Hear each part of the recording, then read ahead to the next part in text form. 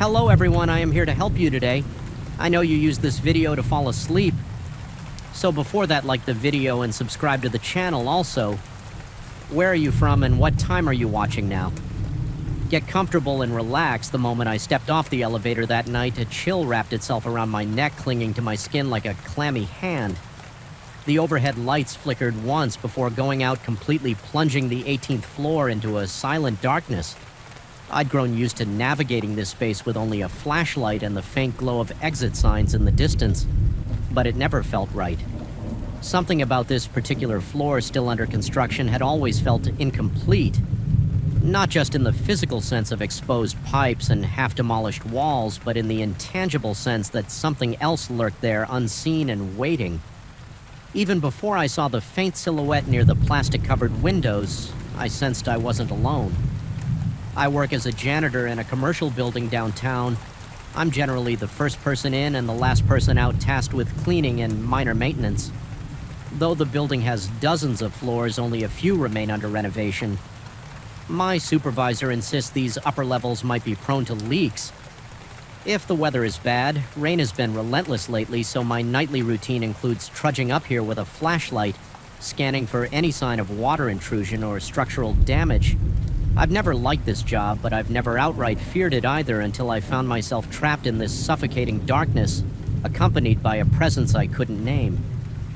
The 18th floor is a construction zone in limbo. Wide beams and half-erected walls partition the space into a maze of corridors. Electrical wiring dangles from the ceiling, occasionally brushing my hair. If I'm not paying attention, sheets of plastic have been stapled over the windows to protect against rain and wind. They flutter with eerie vibrations whenever a draft sneaks in through the cracks. The floor is usually deserted at night because the construction crew rarely works past dusk. The supervisors told me to stay vigilant for any leaks, but they failed to mention how unnerving it would feel, scanning my flashlight across bare concrete and half-finished surfaces, searching for signs of dampness while feeling an inexplicable weight behind my back. Typically, I try to complete my inspection quickly. The place is cold and uninviting, and the overhead lights almost never work. They're probably disconnected while the electricians run new wiring. A solitary flashlight beam is all I have to guide my steps, along with the occasional ambient glow from the city lights seeping through the covered windows, but the plastic sheets warp and twist, those lights creating distorted shadows that quiver like living creatures on the unfinished walls. It started with subtle details. At first it was just a strange reflection, an odd shape I spotted on the far side of the room. I would turn, expecting to see a piece of equipment or a stray ladder propped against a wall, but there was nothing. This phenomenon was so fleeting it was easy to dismiss it as a trick of the light or my own tiredness. Night shifts wear you down slowly, and it's common to see illusions when you're exhausted. But as the days passed, I began feeling an uncomfortable sense of being watched. It wasn't the typical paranoia that sometimes creeps in when you're alone in a big space. It was sharper, more invasive, like someone's stare boring into the back of my head.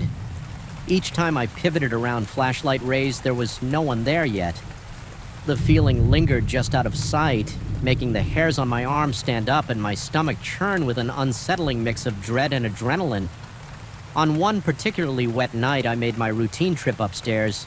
The power was down and my flashlight was the only source of illumination. I tried to ignore the goosebumps forming on my forearms, telling myself it was just the cold air.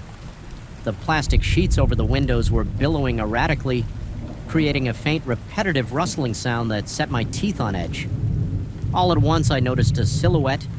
It was near the far window where a large section of plastic was taped from top to bottom.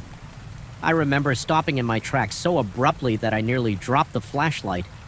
My breath caught in my throat as I squinted. Trying to discern the shape in the darkness, it seemed like a human figure. Too tall and thin to be one of the metallic beams. It didn't move at first, just stood there, barely outlined by the hazy city lights filtering through the plastic. A sudden rush of adrenaline spiked through me, and I whipped the flashlight up toward the window. But by the time the beam hit that spot, there was only the gently flapping plastic. My heart pounded so hard that I felt it echo in my eardrums. My skin began to itch with perspiration, and I gulped a shaky breath, attempting to steady myself. I chalked it up to my imagination playing tricks, but deep down I knew something was off later. The weirdness escalated while checking the far corner for leaks. I heard soft footsteps on the bare concrete behind me. They were too faint to belong to a booted construction worker, and they matched my own pace in a delayed manner like an echo. I froze, heart hammering, and focused on the sound as soon as I turned around. Silence complete and abrupt, as if whatever followed me had dissolved into thin air. That was the moment I felt real fear. My pulse thuddered in my temples and the flashlight trembled in my hand. I tried to reassure myself that the building sometimes carried echoes, that my own footsteps might bounce off distant surfaces. But the more I repeated that in my mind, the less I believed it. When I shared these experiences with my supervisor, he just shrugged and said something like, "Maybe you should get more sleep." Implying that I was overreacting, he did, however, mention that an electrician had complained about strange noises on that floor a few weeks prior, but no one took it seriously. They had chalked it up to rodents scurrying behind the walls. Despite my growing unease, I couldn't avoid my duty. The leaks needed to be checked, and I was the one assigned to do it. I decided that next time I'd be more vigilant, more methodical. I wanted to prove to myself there was a reasonable explanation. Maybe there was a reflective surface or an oddly placed piece of equipment creating illusions. So I arrived an hour earlier than usual, hoping the construction lights would still be on, but predictably the crew had wrapped up for the day, and the floor was already plunged into darkness. With a resigned sigh, I flicked on my flashlight and stepped out of the elevator. The air felt heavier than normal. My chest tightened as though the oxygen were thinner here. I moved through the half-finished corridors, inspecting the corners for any signs of water. Each step felt loaded with anticipation. That was when I noticed new footprints on the dusty floor. They looked fresh, forming a trail that wound down the hallway. They were too large to be mine, and yet they led directly to the same window where I had seen the silhouette. My scalp prickled. I followed them, each step slower than the last, my flashlight beam trembling over the fine layer of dust. The footprints ended abruptly a few feet from the window, as though whoever made them had been lifted off the ground or simply vanished. I swallowed back a swell of panic, trying to ignore the pounding in my ribcage. I scanned the vicinity, seeking some explanation. Was there a ladder, a hidden doorway? The plastic sheet rustled, and in that moment I saw it again, just a fleeting hint of movement behind the opaque plastic, as if a figure was pressed against it from the outside. My breath caught the plastic, undulated an almost imperceptible bulge, then went flat. My brain screamed at me, that's impossible. We're 18 stories above the ground, and there's nothing outside but open air in the city. Skyline, that single moment felt like an eternity. My pulse-thudded sweat gathered on my forehead, and my skin prickled with a coldness that went deeper than the chilly breeze, fighting the urge to bolt. I swept my flashlight from side to side, convinced that something stood just beyond my limited field of vision, the shadows elongated, unnaturally flickering in response to the beam. My breathing was rapid and shallow, and a numbness crept into my legs. If I didn't move, I was sure I'd collapse right there. Eventually, I willed myself to turn around and continue my inspection, determined to finish and leave. But each step forward felt like a confrontation with something intangible yet looming. I started hearing faint tapping noises, like someone gently knocking on the steel beams. They would start on one side of the room, then echo on the other. My flashlight's beam wavered as my hands began to shake uncontrollably. Despite my mind urging me to flee, I pressed on, telling myself that fear was making me hyper-aware of ordinary construction sounds, but in the pit of my stomach I knew better. A few nights later, the tension escalated in ways that fully tested my sanity. I remember the building had been particularly empty that evening. Almost everyone else had left early due to severe weather warnings. The wind outside howled, rattling the plastic sheets like 1,000 fluttering wings. I could barely focus on the possibility of leaks anymore. My entire body was charged with dread. As I shone my flashlight along the walls, I saw them shadows that didn't align with my movement or with the few stationary objects around. They seemed to belong to figures that slipped in and out of view. I started sweating despite the cold. my shirt clinging to my back. My heart pounded and my breath came in frantic bursts. I felt the corners of the room closing in. Then I heard what can only be described as a whisper. It wasn't a voice speaking actual words, more like the hushed exhalation of air passing through the plastic barrier, but it carried an urgent tone that made my ears ring. The sound wound itself around my consciousness, burrowing into my mind. My eyes darted around, searching for the source. The darkness felt alive, pressing in, and I was trembling so fiercely, my flashlight threatened to slip from my grip. I tried to regain composure. I told myself I would do one final sweep and then leave at the far end of the corridor near another sealed window. I saw a ripple in the darkness as though the shadows were bending inwards. My heart hammered like a drum and my chest tightened painfully. My knees wobbled and I swallowed hard in a kind of frenzied desperation. I forced myself closer, determined to confront whatever I was seeing. The air turned colder with each step and my breath came out in small, visible puffs. The corridor grew dimmer as though my flashlight were losing power. Even though I'd replaced the batteries earlier when I reached the end of that corridor, I felt an oppressive presence pressing against me. My head swam and my skin turned clammy. I sensed something right behind me. The floor seemed to vibrate, or maybe it was my own shaky legs, summoning what little courage I had left. I spun around, flashlight pointed into the gloom for a heartbeat. I saw it, a tall, vaguely human outline looming just at the edge of the beam. No discernible features except the indescribable weight of its gaze. My stomach lurched and I felt my heart stutter. A noise escaped my throat, a strangled half-gasp. I stumbled backward, my elbow striking an exposed beam with enough force to make my vision momentarily burst with pain. By the time I steadied myself and aimed the flashlight again, the figure had vanished, but the cold presence lingered as though it were embedded in the air around me. That was the breaking point for me, no matter what my supervisor would say. I knew I had to leave. My mind felt on the verge of collapse and adrenaline flooded my system, pushing my limbs into motion. I sprinted back toward the elevator, each footstep echoing in a frantic cadence that seemed to mock me. The corridor felt endless, and the plastic sheets on the windows snapped and crackled in the wind like mocking laughter. My lungs burned with every breath, and my heart pounded so violently that I thought it might give out. At long last, I slammed my hand on the elevator button, jabbing it repeatedly until the doors creaked open and I threw myself inside. Once inside the elevator, I jabbed the button for the lobby, longing for the relative safety of the lit floors below. My pulse refused to slow and my hands trembled with residual fear as the elevator descended. I realized I was covered in sweat, my clothes damp against my skin. My mind raced with a mix of terror and confusion.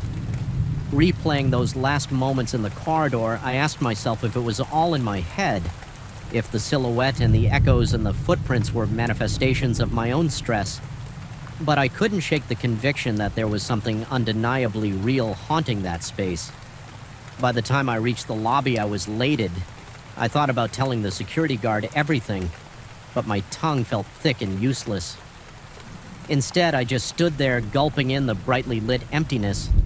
A wave of relief at being off that floor washed over me, but it was tinged with lingering dread. The experience had been too vivid, too tangible. My body was still trembling, my mouth was bone dry, and my heart thudded in my chest. As if it still feared something might be chasing me in the days that followed, I requested a transfer to a different floor. My supervisor seemed surprised, but didn't argue, possibly noticing my shaken demeanor. I never offered much of an explanation, only saying I needed a less isolated area some nights when the building is particularly quiet. I think about that 18th floor and feel a chill run through my body. It's not just a place of unfinished walls and hidden leaks. It's a place with a presence. I can't define what it is, but I know it's there. Lurking just out of sight, ready to vanish the moment you try to confront it. And even though I'm away from that floor now, I still feel that presence in my dreams. See that impossibly tall silhouette waiting behind a wavering sheet of plastic. Sometimes I wonder if it was a ghost, a spirit, or simply a manifestation of my own overworked mind. The truth is, I don't think it matters. Whatever name it goes by, something unnatural haunts those corridors. I haven't ventured up there again, and I have no intention of doing so. The building's management can replace the plastic coverings, fix the leaks, and finish the renovations, but I suspect no amount of paint or plaster can rid that floor of whatever has claimed it. I've escaped it for now, but the memory remains looming in the back of my mind like a dark silhouette against a pale sheet of plastic, watching, waiting, and ready to disappear the instant I dared to look straight at it. I felt something was off. The moment I stepped onto the greasy concrete floor under the fluorescent shop lights, it was past midnight, and there I was on my second week working as the overnight watchman for a 24-hour mechanic shop. The owner had expanded his business to operate around the clock, hoping to attract stranded travelers from the nearby highway. But that highway was nearly empty after dark, so most nights I found myself alone, surrounded by silent cars and the occasional hiss of the air compressor. That night, the overhead lights seemed to cast bizarre shadows on the oil-stained floors, and my gut told me the place held secrets far beyond squeaking ratchet wrenches or squealing belts. I remember sitting in the small office near the front where a row of security monitors was mounted on a wall. The black and white displays gave me a strangely distorted view of each corner of the shop. It was quiet uncomfortably, so even the humming of the refrigerator in the break area felt distant, as if it belonged to another dimension. My boss had told me to keep an eye on the cameras and stay awake to greet any customer who might roll in. But I had realized by the third shift that few vehicles ever showed up after midnight. Occasionally a blur-eyed trucker would pull in, but for the most part the building was mine alone, and that solitude made every subtle noise echo in my ears like a warning. My job was straightforward: watch the monitors, patrol the perimeter every hour or so, and occasionally handle quick fixes like a tire pressure check or a fluid top-off. The pay was surprisingly decent for a night shift, which I'd attributed to the boredom factor until I started seeing lights flicker around the far corner of the yard where we stored wrecked and abandoned vehicles. At first I assumed it was just the reflection of passing headlights on the highway. After all, the road was a stone's throw away and the angles seemed right, but the flickers didn't always line up with a car passing. Sometimes I'd be gazing at the monitors and see a flash, but no sign of any vehicle. It was enough to make me get up and do a quick check outside, though nothing seemed out of place. The yard itself stretched behind the main garage, mostly enclosed by a tall chain-link fence, topped with barbed wire. Inside were rows of twisted metal husks, half-dismantled sedans, rusted pickup trucks missing doors, and other forlorn scraps. They were awaiting disposal or parted out for any salvageable pieces under the dim glow of the single overhead pole light. Those ruins of automobiles resembled the carcasses of mechanical animals left to decay in the cold night air. Most nights I avoided that area unless I needed to rummage for a part. The flickering I saw on the monitors made me want to avoid it even more, but my curiosity and duty led me to venture there with a flashlight. More times than I'd like, one of the first nights I distinctly remember noticing a bright flash from the corner of my eye on the camera feed. The angle wasn't perfect, but it was enough to catch my attention. I glanced back at the monitors, expecting to see headlights or at least the beams of some vehicle rolling in, but the screen showed nothing but the same static rows of junk. I kept staring, waiting for movement. Nothing. A minute went by in silence, and I felt my heartbeat quicken, a low hum of anxiety circling my thoughts. Finally, I decided to step out there myself and check. As soon as I opened the back door, the rush of night air made my lungs contract. It carried the scent of burnt rubber and old grease. My flashlight beam swayed across the gravel path as I advanced, scanning the ground for anything unusual. I circled the entire area, peering through broken windows of the old vehicles. Shadows seemed to shift inside the cabs, but I blamed that on the glare of my flashlight. I kept hearing faint metal clinks, as if a wrench were being gently tapped against steel, yet I saw no one around.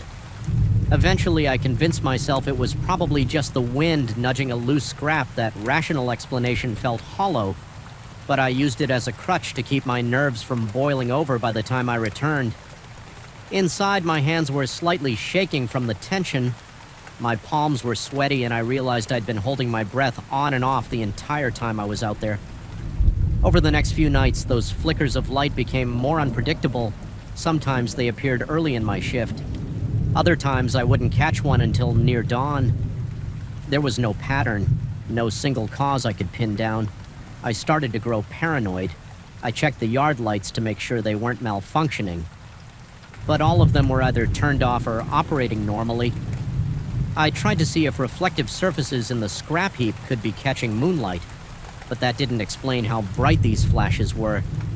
It reached a point where I began to dread glancing at the security monitors, fearing that I'd see another pulse of light with no obvious source. One night I was finishing some paperwork at the front counter when I glimpsed a sudden burst of illumination from the monitor that faced the back fence. It lit up. The inside of one of those old cars clear enough for me to see. For just a split second I shot upright, nearly knocking over my coffee cup. My heart pounded so hard it felt like it might crack my ribs. This time the light looked distinctly like it came from inside the battered sedan, not just around it.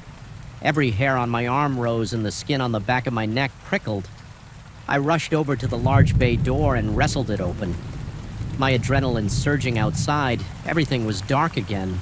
Not even a hint of that brilliance I'd witnessed on the screen. Seconds before, my breath came in short, sharp puffs and my knees felt unsteady as I took cautious steps across the gravel. I approached that particular sedan, which was missing its front bumper and had a shattered windshield. The driver's door was slightly ajar. I shone my flashlight into the interior, expecting... I'm not sure what I expected. Honestly, the seat cushions were torn and the upholstery was stained with old grease and debris. Otherwise, it was empty. I felt my throat tighten, a suffocating wave of unease pouring over me. I slammed the door shut in an almost frantic gesture, as if to lock something in or keep something out. I wasn't sure which. Then I half-jogged back to the main building, my pulse still thudding in my ears. When I told my boss indirectly about strange lights, he shrugged it off, remarking that maybe passing cars from the highway cast weird reflections. He told me not to worry unless I found evidence of trespassing. There was a hint of amusement in his voice, as if he considered me overly jumpy, but my instincts continued to scream that something was wrong. The nights dragged on, and my sense of dread only intensified as a kind of self-imposed test of sanity. I began writing down the times I saw the lights. I'd scribble them in a small notebook, noting their length and location. There was no discernible pattern. No single time slot that recurred or repeated. They flared up in random sequences, sometimes faint, sometimes bright enough to make me gasp.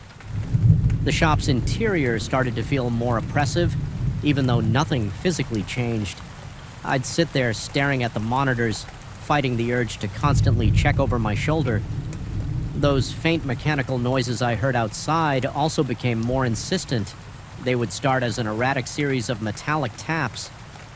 Then I'd notice scraping sounds as though someone were dragging a piece of metal across the cement a few times. I stepped out with a wrench in hand just in case, but I never found anyone. Each search ended the same way me. Returning to the office, nerves on edge, sweat clinging to my forehead, convinced there was some hidden presence just beyond my flashlight's reach. Eventually, my growing paranoia took a toll on my body. I noticed my breath would quicken at the slightest noise. My mouth went dry whenever I passed by the yard door. I was losing track of time. My hands began trembling whenever I looked at the camera feed. The stress twisted knots in my stomach. I was hyper-vigilant, unable to relax. Always imagining movement in the dark corners or behind the half-assembled engines. I even started questioning my own reflection in the shop's glass walls. I'd see my face and flinch at the wild, tired eyes staring back. Nay, one particularly eerie moment occurred around 3 in the morning on my 8th shift. I was walking past one of the station bays when I caught a glimpse of what I thought was a reflection in the side mirror of an old van. At first it looked like a vague human silhouette, but when I moved closer it vanished. I inhaled sharply. Stumbling back, my heart hammered in my chest, and a cold bead of sweat rolled down the side of my face. I leaned in again, shining my flashlight directly on the mirror. Nothing. It was just a smudge of grime. But for that half second, I could have sworn I saw a figure lurking behind me the next day. I asked a coworker during the quick overlap of our shifts if he'd experienced anything strange in the yard. He shook his head and said he hadn't noticed anything, but he added that one of the old vehicles had a rumor attached to it. Something about an electrical glitch that caused the headlights to flicker. Unexpectedly, he suggested that might be the cause of the lights. I was seeing, though, he had no concrete proof. That rumor gave me a small lifeline of logic to cling to. But deep down, I wasn't convinced. The flickers I saw never quite looked like headlights, and they came from various spots, not just one. Still, I latched onto that explanation in desperation, hoping to maintain some semblance of reason. Another week crawled by. My anxiety grew so thick I felt like I was swimming in it. The flickers continued in that random pattern, and the metallic sounds became an almost nightly occurrence. At times, I thought I heard faint whispers, but that could have been the air compressor or the wind sneaking through the cracks in the wall. My brain latched on to every possibility to keep the idea of an intruder, or worse, supernatural, presence at bay in those nights. I felt my sanity teeter on the edge. Then came the night that almost broke me. It was just after 2 in the morning. I was in the office, half dozing in my chair, lulled by the constant buzzing of the overhead bulbs. Suddenly, the monitor that showed the row of dented sedans erupted in a violent flare of light. It wasn't just a flash. It was like a strobe pulsing a few times, bright enough that the entire camera feed went white. I jolted awake, adrenaline crashing through me so hard my vision momentarily blurred. My heart thumped in my chest as I stared wide-eyed at the screen. Slowly, the brightness faded, revealing the cars again in their usual positions, but one detail had changed. A particular sedan's trunk was now open. That trunk had definitely been closed before my legs felt like they were made of cinder blocks. When I forced myself to head out there, my flashlight trembled in my grip as I stepped carefully around the scattered debris in the yard. Gravel crunched under my boots, each step echoing in the silent darkness. The night air was thick, carrying a faint aroma of gasoline. I approached the sedan with the open trunk. The lid was raised high as if someone had forcibly popped it. I shone my beam inside and saw nothing of note. Just a spare tire, some broken plastic, a layer of dust. Yet I felt a wave of dread that went beyond rational explanation, as if something intangible were looming around me. The temperature felt colder near that trunk. My teeth chattered and I realized I was trembling all over. Suddenly, from behind me, a wrench clattered to the ground. The sound was so sharp I nearly dropped my flashlight. I spun around, shining the beam wildly. I saw no one, just a rusted truck with its hood ajar. My breath caught in my throat. As the beam of the flashlight quivered over the vehicle's silhouette, I took a tentative step toward the wrench on the ground. It looked old, covered in rust, as if it had been lying somewhere in the yard for years. Had it simply fallen off a ledge or a car's engine block, possibly? But in that moment, every nerve in my body screamed that it was meant for me to find, meant to scare me or warn me or something equally horrifying. I couldn't stand there anymore. My heart slammed against my ribs and my body was on the verge of panic. I whipped around and made a beeline back toward the garage. Once inside, I slammed the door shut behind me, my breath coming in ragged gasps. I leaned against the wall, sweating, feeling the undeniable thud of my own pulse. I questioned whether any of this was real or if I was losing my mind from the tedium and isolation. But the open trunk, the wrench, those were real tangible signs that I wasn't just imagining lights and sounds. I spent the rest of that night in near constant motion, pacing back and forth through the shop, occasionally flicking the lights on and off, as if that might reset the building's energy. Each time I caught my reflection in the windows, I looked gaunt and frantic like a cornered animal. Every creak of metal or groan of a distant engine made me jump. Whenever the security screens flickered from the occasional glitch, my stomach lurched, expecting another burst of impossible light. Morning eventually arrived. The sky turned a muted gray before the first hints of pale sunshine filtered in my relief. Shift came in and I told him without much detail that I'd had a rough night. He gave me a puzzled look but didn't press. I didn't want to sound unhinged. Instead, I hurried out of there, the tendrils of dread still clinging to my mind as I drove home the entire day. I couldn't shake the feeling that the shop's atmosphere had seeped into me, leaving behind a residue of unease. I returned the following night determined to keep it together. My plan was simple: do my rounds, document any unusual sightings, and avoid letting my imagination run wild. The first couple of hours were uneventful then. As expected, I noticed a faint flicker from one of the monitors. No big flash, just a small pulse of light near the fence line. I decided to face it. Heaven, if I could prove there was nothing physically there, maybe I could sleep easier. I marched outside, my breathing deliberately steady as I neared the fence. I heard a metallic whisper, a barely audible scraping. My heart sped up, but I forced myself to keep going. Then I saw it, a faint glow, like a single weak headlight emanating from behind a stack of dented steel doors.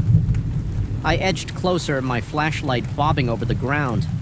My stomach twisted in knots. Every step kicked up dust that swirled around my feet. The glow began to fade as I approached, so I quickened my pace. By the time I rounded the pile of doors, I found nothing. Just the cold fence, some scattered tools, and absolute darkness. My beam revealed no footprints but my own.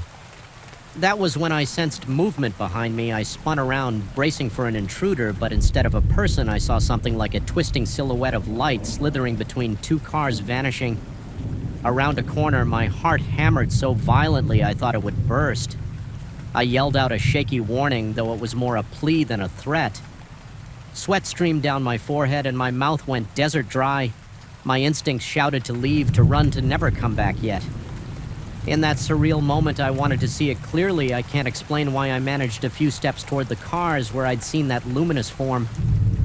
My hand shook so badly I almost dropped the flashlight. Its beam danced across rusted fenders and shattered windows. The air felt thick, stifling, and I struggled for breath. Then I heard a low rattling sound from within a nearby trunk, like something scraping to get out. I can't describe the horror that washed over me. My vision blurred at the edges and my knees went weak. I took one trembling step forward, but then the rattling stopped. Absolute silence followed. No more lights, no more sounds. Just the drone of my own ragged breathing, that was enough. I retreated, practically stumbling over my own feet as I sprinted back to the safety of the garage. Once inside, I double-locked every door I could and flicked on all the overhead lights.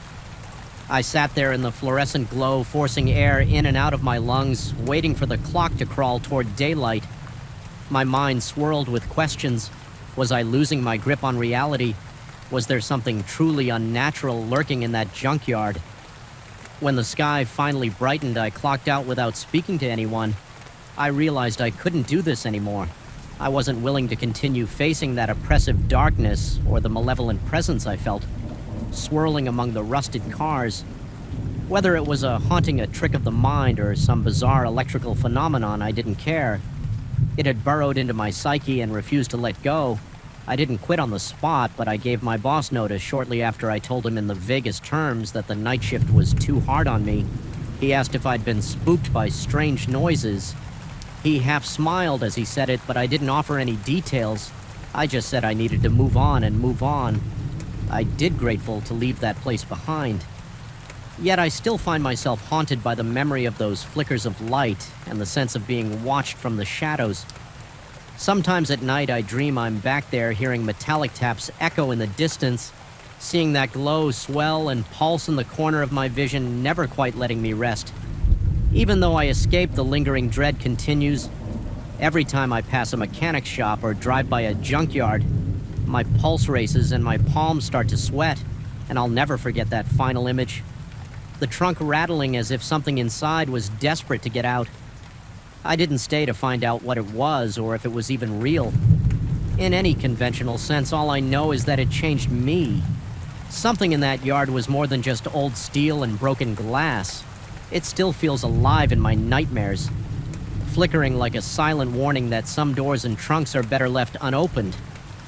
I felt the weight of the night press against my lungs the first time I heard that creaking above me. It was a noise like an ancient wooden plank protesting each step. But at 2 a.m. in a deserted workshop, it resonated like a hammer blow in the silence. My heart lurched every time it happened, his skin prickling with an electric tension that wouldn't quit. It was an intrusion, a breach into the sense of routine I clung to in those lonely hours. Something was up there, I told myself, though. The owner insisted otherwise, even when he told me nobody had set foot in that attic for years. The echoes of footsteps overhead told me a different story. I started this job a few months ago, tasked with minding the machines at night in a small family-owned metal workshop. The place wasn't much. At first glance, corrugated metal walls, concrete floors stained with oil, and an open layout with welding benches at the center and the rear hidden behind steel shelves stacked with raw materials. There was a narrow wooden staircase leading up to a heavily padlocked door. The owner always kept it locked, claiming it was just a storage loft crammed with outdated parts and useless equipment. He looked dismissive whenever I mentioned a faint pounding above my head, as though he had heard it all before, yet chose to shrug it off. I understood it as his way of maintaining peace, but the brush off only fueled my curiosity. Most nights my shift began around 10. The workshop would be deserted by then, except for occasional overtime by day shift workers who left around midnight if they had a backlog. Once I was alone, the air seemed to grow heavier. The overhead fluorescent lights flickered with an intermittent buzz, and the cool night air seeped in through the old windows, carrying with it the scent of rust and grease. I like to work in relative quiet, just the hum of the lamps and the soft click of my protective headphones. If I ran any machine checks yet after a couple of weeks, that serenity I found so comforting was shattered by the footfalls that seemed to pace directly overhead. At first I tried to rationalize it. Old places creak, especially with shifting temperatures at night. I told myself the wood was expanding or contracting, but these were not random squeaks or the gentle popping of ancient beams. They were measured steps one after another, as if someone were walking in circles. It gave me chills, and I realized my breathing had grown shallow. My hands trembled while adjusting the settings on one of the metal presses, and I felt a cold sweat trickle down my spine. Each time I looked around the workshop, all I saw was empty space, silent machines, and half-finished metal frames waiting for final welding. There was nowhere else the sound could come from except that locked attic. I confronted the owner, indirectly mentioning I heard weird noises and asking if someone had permission to use the attic at night. He responded in a calm but dismissive tone that nobody had been up there in ages. He didn't elaborate, and I decided not to press the subject further. Still, I couldn't shake off the feeling that something about that loft was deliberately hidden. My pulse pounded in my ears every time I glanced toward those stairs. They stood like a dark invitation, the overhead bulb rarely casting enough light to see the dusty rungs. Clearly the locked door at the top, always in partial shadow. I made it a habit to end my routine checks early, just to sit as far from the stairs as possible, busying myself with tidying up or adjusting inventory logs. The trouble was, the workshop was never truly silent. When I turned off the main machines, the building itself seemed to come alive with faint groans, metallic pings, and especially that inexorable creaking overhead. My chest would tighten and I'd feel my heart racing whenever the footsteps started. Some nights it was just a single step, like a partial weight, gently pressed against an old plank. Other nights it was a slow, deliberate pacing. My hands would grow clammy and I'd wipe them on my work pants, trying to chase away the dryness in my mouth. Sometimes my vision felt shaky, as if my peripheral view was distorting in the dimly lit corners. Each breath tasted stale and hot, as if I were suffocating on my own apprehension. After a month of this, I decided to drown out the noises I brought. Headphones, heavy industrial-grade ones meant to muffle machine tools, and blasted music at a moderate volume. It didn't fully block the vibrations, but it was enough to keep me from hearing the footsteps so clearly that offered some relief. But I soon discovered a new layer to my dread. Whenever I stopped the music or lifted the headphones, I sensed a distinct tremor in the air, a low vibration that pulsed through the building. It wasn't a sound exactly, more like a throbbing wave I felt in my gut. It seemed to come from above, almost as if it were an unspoken call demanding attention. I would sit there, forcing my breathing to stay calm, yet my heart banged against my ribs like it was trying to break free. My palms grew sweaty, and I'd clench and unclench my fists in an effort to keep myself grounded. Sometimes the overhead lights would flicker more intensely, plunging the corners of the workshop into deeper shadows. My reflection in the metal surfaces looked pale and haunted. On a few occasions, I could have sworn I saw movement out of the corner of my eye, a fleeting shape, or a dark outline shifting in the periphery. Each time I spun around, adrenaline flooding my veins, expecting to find someone behind me. There was never anyone. My breathing turned ragged, and I found myself panting like I had just sprinted a mile. The air felt thick, as if every breath was a struggle, and my mind started to spiral. I questioned my own sanity, wondered if the exhaustion of long nights was playing tricks on me. But fatigue couldn't fully explain the footprints in the dust that weren't there before, or the distinct sense of being watched. The more I tried to ignore the attic, the more it seemed to exert an invisible pressure on my psyche. The door at the top of the stairs began to dominate my thoughts. I could visualize it in perfect detail. Chipped paint, a rusted lock, and a sense of stale air seeping from the gaps. Some nights I felt an irrational urge to walk up and just open it. Consequences be damned, my imagination conjured all sorts of images, old mannequins used for welding practice, corroded metal scraps shaped like twisted figures, or something far less rational lurking in the gloom. My entire body tensed at the thought. My heart pounded like a drum, and beads of sweat formed on my temples. I fought the idea, telling myself it was best left alone. One evening, I decided I had to get some clarity, so I waited until the next day to carefully bring it up with the owner, keeping my tone casual. I mentioned the footsteps, the vibrations, and how it made me uncomfortable. He responded with a shrug through an awkward half-smile. He muttered that the place was old and made plenty of strange noises. There was something in his eyes, though, a flicker of discomfort, as though he knew more than he let on. When I asked if there was any chance an animal had gotten trapped in the attic, he simply said it wasn't possible. Describing the door as sealed shut, he told me not to worry, that everything was safe. I nodded, but my stomach twisted with uncertainty. The conversation left me more uneasy than before, as if I'd brushed against a hidden truth he was desperate to bury. That night, I couldn't concentrate on my normal routine. My nerves were frayed, and my entire body buzzed with tension around midnight. I turned off the lathe and sat on a stool facing the back wall. The staircase behind me, I left my headphones hanging around my neck, in part because a strange compulsion told me not to hide from the noises anymore. I needed to confront them, or at least acknowledge their existence. A sticky sense of dread clung to every breath I took, and my sweat soaked through my shirt and patches. The minutes seemed to drag my chest tightening whenever the building settled or a pipe rattled. Eventually, the footsteps started again, slow and purposeful. Exactly above my position, I felt them in my ribcage, my breath stuttering with each resonance. My mind spun with questions. Was it a person? A ghost? My own imagination, the anxiety was almost paralyzing my limbs, heavy as if weighed down by invisible hands. But something changed. That night, the footsteps stopped abruptly, and instead, the entire attic floor seemed to emit a low, irregular tapping, like someone drumming their fingers on the wood from the other side. Each tap sent a jolt through my body, making my stomach lurch. There was a hypnotic quality to it, beckoning me to investigate. I stood up on trembling legs, my muscles tight and my mouth uncomfortably dry. Step by step, I inched toward the staircase. The workshop lights flickered, casting dancing shadows around me. Every nerve in my body screamed to turn back, but I felt magnetized by the steady tapping. My heart hammered so loudly in my ears I could barely hear anything else. When I reached the base of the stairs, I looked up. The door was barely visible in the dim light, just a blurred rectangle of darkness.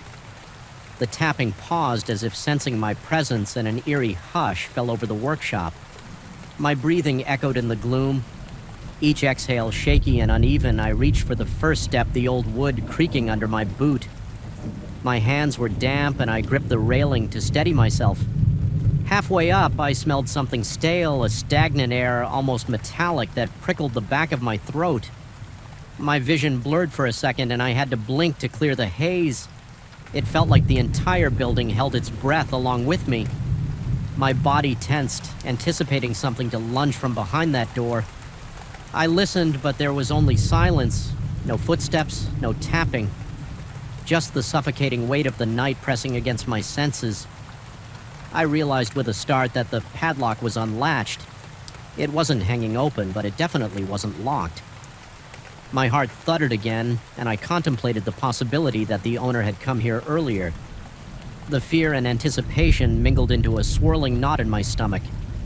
I felt a wave of cold sweat break across my forehead as I placed a hand on the door.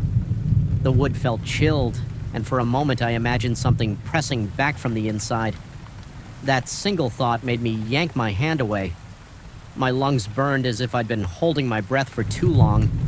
I could sense a presence on the other side, but I was too terrified to push the door open.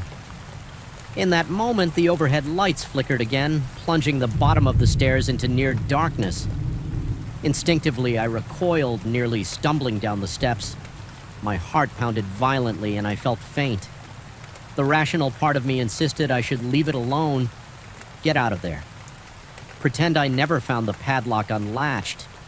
Yet the intangible lure still beckoned, summoning what little courage I had. I knocked softly on the door. The sound echoed in the confined space. And a moment later, I heard a faint shuffle, like something sliding across the attic floor. The presence was real. My skin crawled and my knees almost buckled. I realized I was shaking, adrenaline pumping through my veins in a heartbeat. A wave of dread flooded me. Fear sank its claws into my brain, telling me to run, and so I scrambled down the stairs, practically leaping. The last few steps, my chest was heaving, lungs grasping for air as if I just sprinted a marathon. I fled toward the main exit, fumbled with the lock, and burst out into the cool night air outside. The moonlight felt painfully bright, and the breeze on my skin felt harsh. My heart still slammed against my ribcage, and I noticed my fingers trembling as I reached for my phone to check the time. It was only half midnight. My shift technically wasn't over, but there was no way I was going back in there alone. The next day, I confronted the owner once more, describing how I found the padlock unlatched and heard old secrets stay locked away for good reasons. His tone hinted at guilt or fear, perhaps both unmistakable movement. He listened with an inscrutable expression, then stated indirectly that sometimes there was no apology, no explanation, just a guarded acknowledgement that there might be more to that attic than old parts. I felt an undercurrent of warning in his words, as though he was telling me not to push further. I should have quit right there, but financial obligations made me stay for one more shift. Determined to keep my distance from that staircase, the sense of foreboding only grew. Each machines were felt ominous. Each flicker of the overhead lights made me jump. When I finally shut down the workshop around 11 o'clock, I couldn't bring myself to linger. I locked the entrance from the inside, intending to leave through the back door. After a final inspection, my hands were unsteady as I signed the night log. My heartbeat echoing in my ears, a drop of sweat trickled down my temple as I headed toward the rear eyes, darting to the right. Every time I heard a clank or shuffle, all the while the attic loomed overhead like a dark secret waiting to be discovered. I passed the stairs, refusing to look up. An oppressive energy radiated from that corner, a silent reminder of the locked or perhaps unlocked door. My pulse quickened in protest. I hurried to the back door, tugged it open, and stepped out into the empty lot behind the workshop. The night sky was clouded, offering almost no light. As I turned to close the door, I felt a slight vibration under my feet, as if the entire building sighed. A chill coursed through me, and I had to swallow against the dryness in my throat driving home. I kept glancing in the rearview mirror, half expecting to see something peering at me from the back seat. My paranoia had reached a fever pitch, and I wondered if I was losing my grip on reality. Sleep eluded me that night, my mind replaying the footsteps and that intangible presence behind the attic door. Even with exhaustion tugging at my eyelids, my nerves were too raw to let me rest. Every shadow in my room felt like it might contain a hidden form waiting for the right moment to reveal itself. Ultimately, I decided I couldn't keep doing that shift. The workshop seemed to have seeped into my thoughts, infecting my nights with the possibility that I'd carry whatever lurked there home with me. I realized that staying would force me to confront whatever was in the attic, or worse, try to ignore it until I unraveled my final shift. I simply walked in, handed the owner my resignation, and left before the sun had fully set. I didn't look back. Even now, I can't shake the feeling that something in that attic reached out to me, that it wanted me to open that door.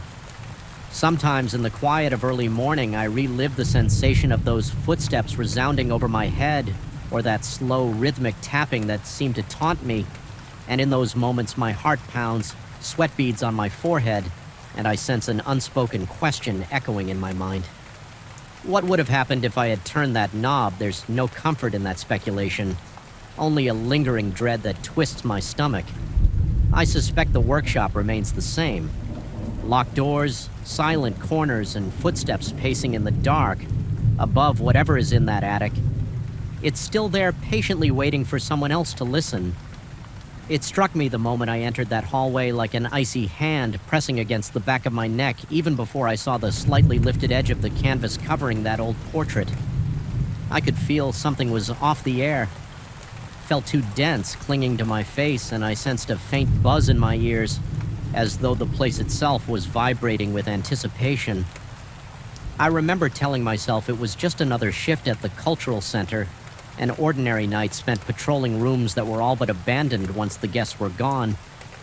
Still, I couldn't shake the feeling that something had changed, that an unseen presence was waiting for me in the dimly lit corridor where the dust and shadows conspired to play tricks on my mind. I started working security at this cultural center a few months ago. The building is an old mansion built centuries ago and only sporadically renovated to keep it functional.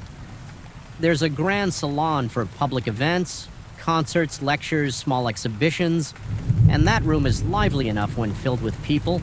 But once the last event ends and everyone files out, it becomes my responsibility to secure the rest of the mansion. The upper floors, the narrower corridors, the hidden wings that are rarely used. Those fall under my watch. The Sense Administration wants to protect the valuable paintings and other antiques stored in these areas. That means the hallways are kept in low light to preserve the paintings. The bulbs are dim and cast feeble cones of yellowish light that sometimes flicker, leaving patches of darkness in the corners.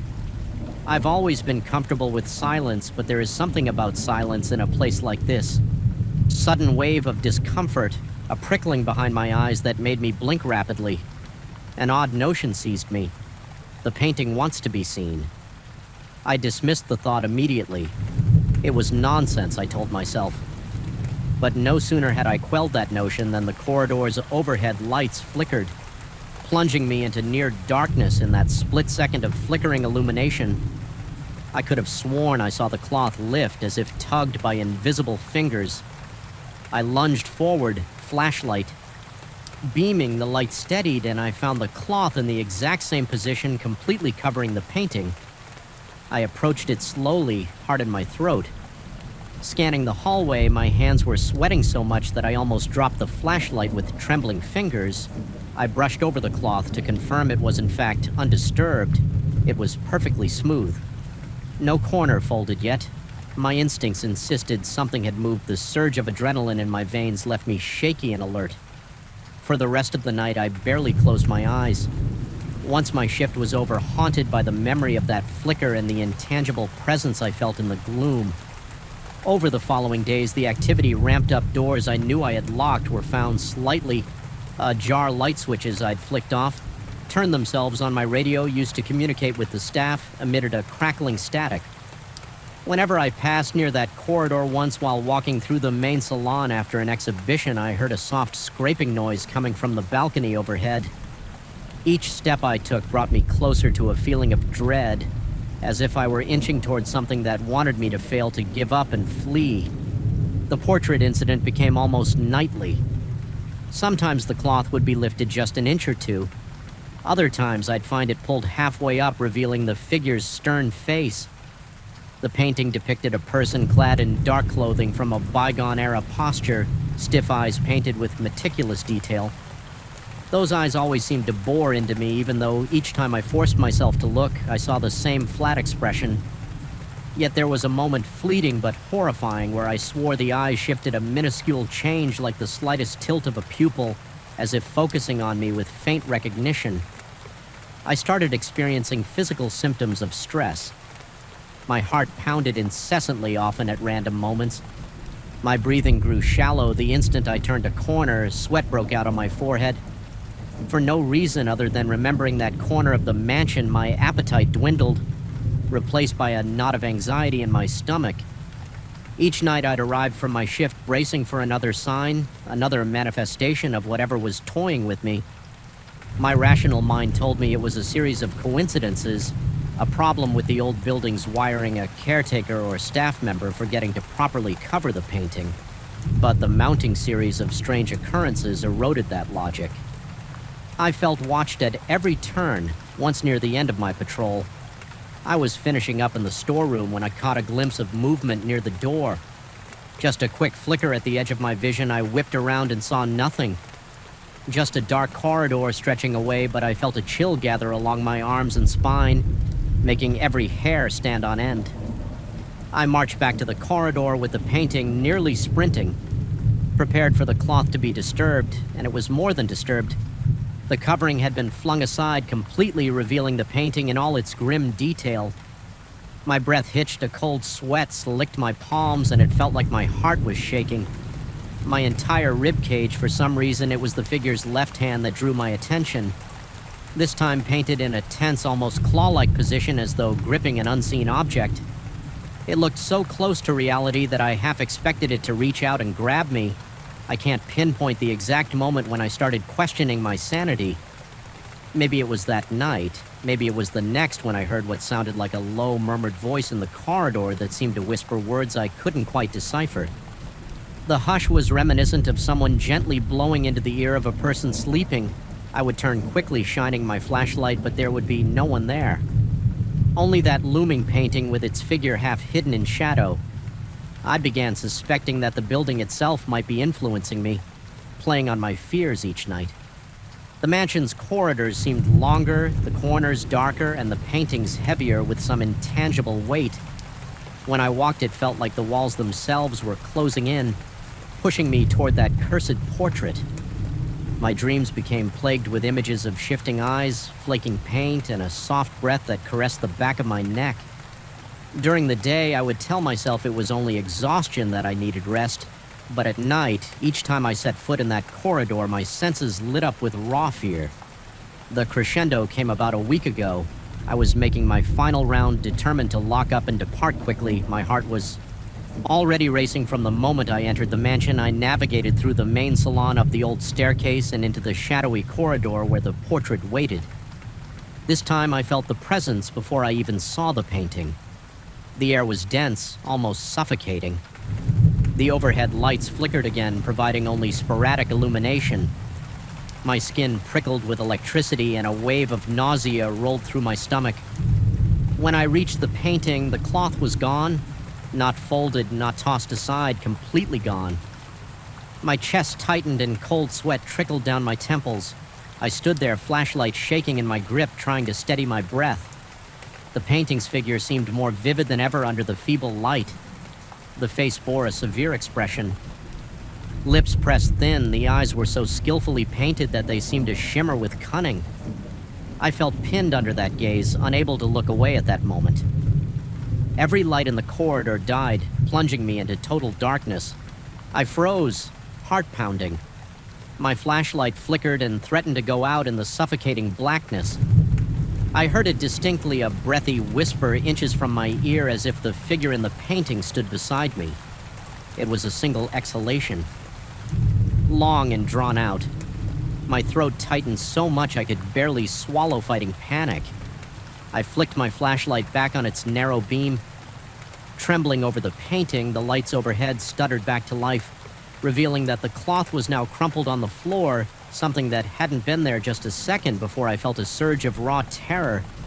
Adrenaline coursed through me, leaving my entire body taut and ready to bolt. I forced myself to bend down and pick up the cloth. My hands trembled uncontrollably, and my breath came in shallow gasps. Every instinct screamed for me to run, to leave the mansion and never return. but with shaking resolve, I flung the covering back over the painting and secured it tightly around the edges, muttering in my head that it would stay that way. This time, a wave of dizziness crashed over me, and for a moment I feared I would collapse right there in the corridor, overshadowed by that dreadful portrait. Then, just as I studied myself, the whisper sounded again, a low guttural moan that grazed the edge of my hearing. My muscles tensed, and I felt an overwhelming urge to tear my gaze away and sprint toward the exit. Somehow, I managed to regain enough composure to retrace my steps. As I moved, the corridor behind me seemed to pulse with energy, as if the painting itself was beckoning me to return my vision. Swam, and I had to remind myself to breathe. Inhale, exhale, keep walking. By the time I reached the front entrance, my knees were so weak that they nearly buckled. I locked the doors, fumbled with the keys, and stepped outside into the night air. The relief was immediate. The open space, the distant hum of city lights, the gentle rustle of leaves. It all felt like salvation compared to the oppressive force inside. I haven't reported this last episode to anyone. They'd think I'm losing my mind, or they'd laugh and chalk it up to lack of sleep. But I know what I felt. That breath against my ear was more real to me than any logic or explanation could dismiss.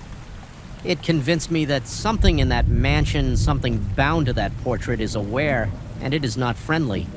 I can't explain it rationally, but I feel it pulsing through the halls.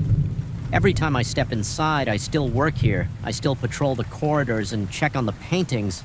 But now I do it with a new weariness, always wary of corners and half-lit rooms. Sometimes when I pass the corridor with the covered painting, I swear I hear that slow whisper again, trailing behind me like an echo of a nightmare. I can't quite escape. The cloth hasn't been moved lately, but I catch myself scanning the edges. Certain I'll see it curled or lifted, every nerve in my body remains on high alert, ready for the slightest shift in the darkness. I wonder if it's the building eroding my grip on reality, or if there truly is a presence lurking within those ancient walls. Either way, every night I leave with my heart-pounding ears keenly attuned to any hint of that baleful exhalation, and when I finally lock up and escape into the reassuring lights of the outside world, I can't shake the sensation that whatever hides beneath that cloth is waiting for the right moment to be unveiled again, waiting to remind me that some places harbor shadows that can't simply be explained away or locked behind doors, and that no matter how tightly you tuck the covering, some things refuse to stay hidden. I still remember the first moment it struck me that something was profoundly wrong. It was near the end of my usual midnight round, and I was in one of the older corridors of the student residences. The stale air smelled faintly of dust and disinfectant. The overhead lights flickered to life in quick succession as I walked. The sudden brightness revealed nothing out of place. Just a long stretch of pale walls and closed doors, but I felt a subtle shift in the atmosphere, like the entire building had exhaled in unison. A shiver crawled up my spine. The sensation was so intense and unexpected that I almost dropped my flashlight. Little did I know that was only the beginning. I work as a sort of night watchman in a sprawling complex of student dormitories during mid-year break. The population dwindles to just a handful of people, if any. Most rooms remain empty. My job is simple in theory: patrol. Every wing check that all doors and windows are secure, note any irregularities in a log, and make sure everything is locked up tight by dawn. It was usually quiet, just me trudging through deserted corridors accompanied by the mechanical hum of ancient ventilation systems. But this year, something changed. I can't say exactly what or why, but the silence felt heavier, more oppressive, and the shadows in the corners seemed to stretch farther than they did before.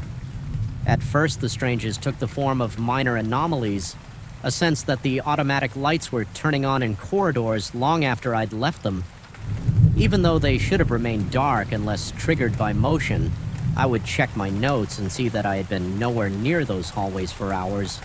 And yet when I entered the ceiling, lamps would already be lit, as if someone had just walked through with the entire building mostly deserted. I assumed maybe the sensor system was faulty, but a creeping feeling told me it was something else. I started noticing other signs too. The pale glow of an emergency exit sign would flicker as I approached, sputtering in and out like Morse code. Once I heard a faint clink from somewhere behind a closed door, my heartbeat ramped up and I pressed my ear to the wood. There was nothing, just the slow, methodical beat of my heart pounding in my ears and my shallow breathing. I unlocked the door, stepped inside, and found the small room entirely empty.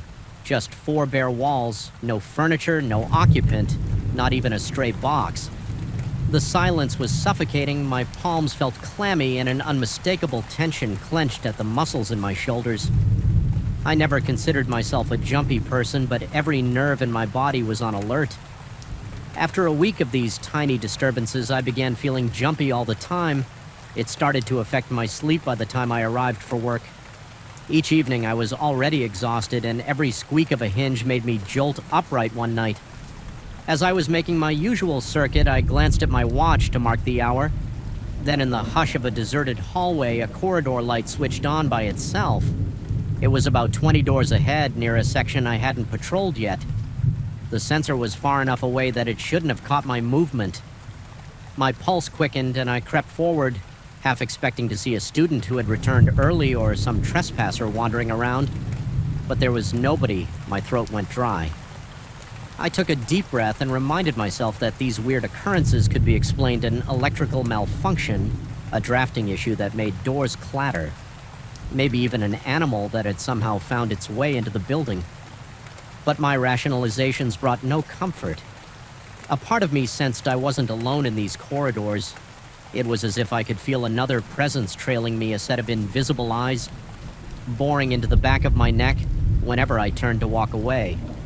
A few days later, I had a conversation with my supervisor over the phone. I kept it professional, only mentioning that some of the lights seemed to activate on their own. He suggested I look into the sensor system, maybe reset some circuit breakers.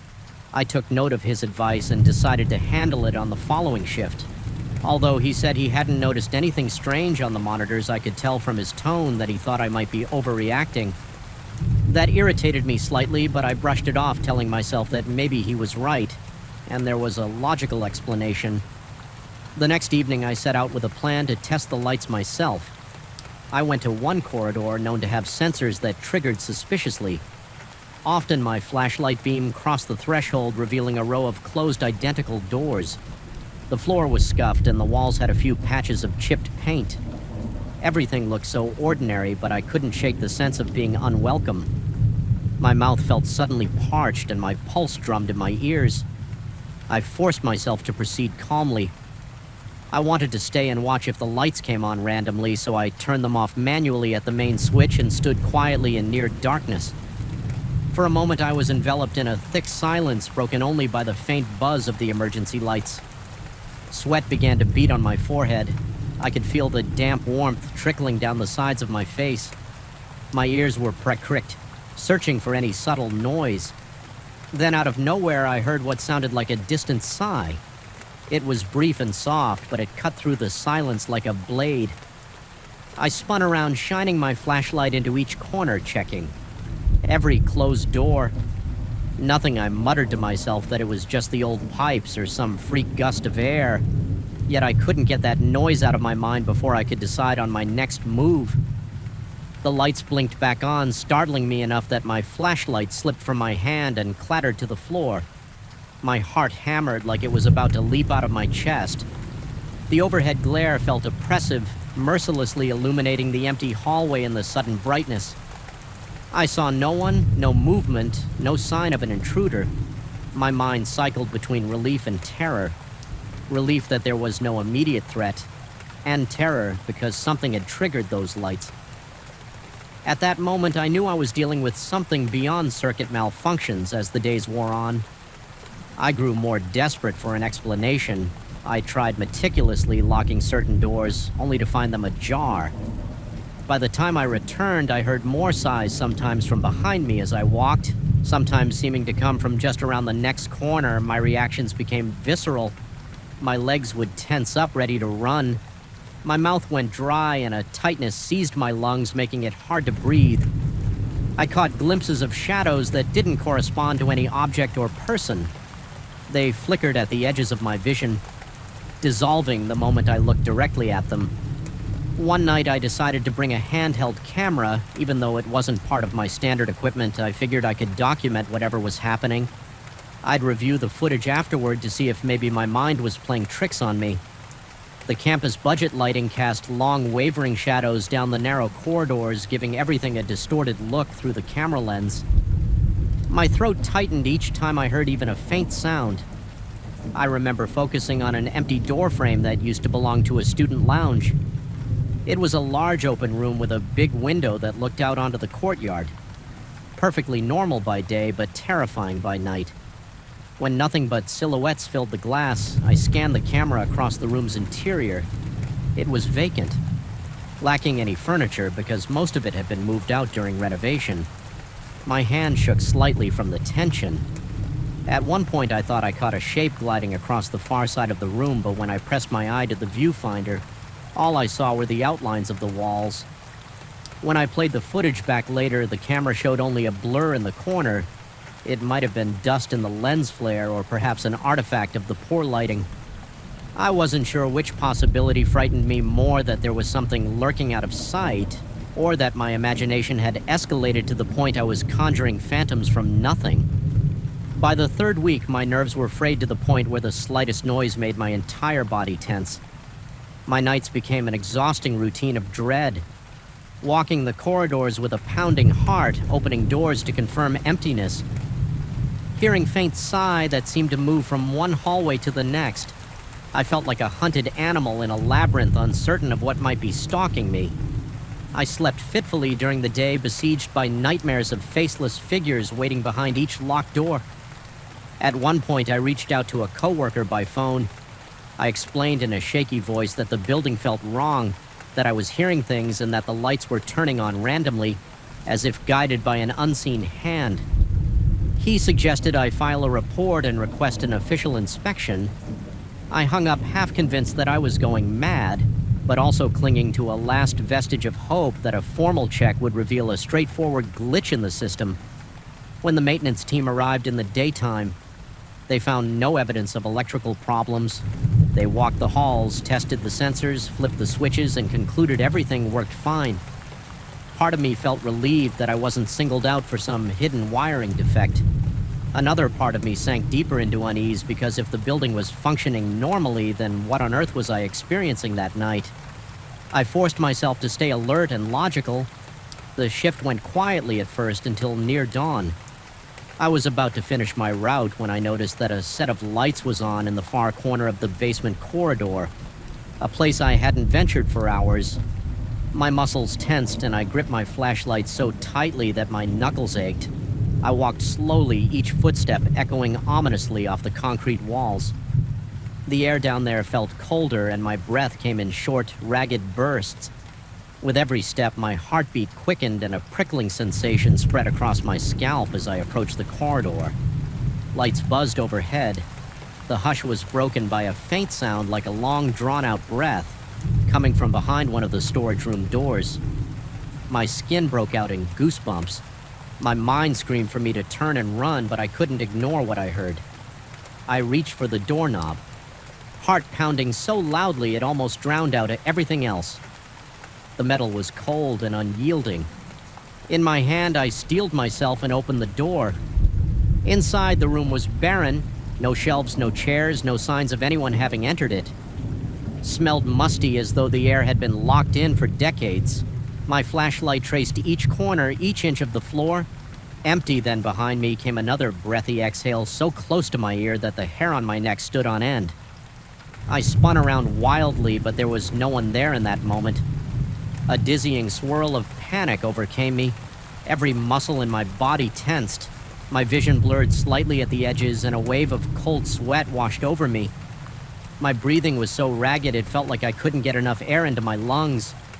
I fought against the instincts telling me to sprint away, making sure I didn't leave any door unlocked in my haste. I checked the corridor once more, flicked off the lights, and double-checked that the storage room was locked.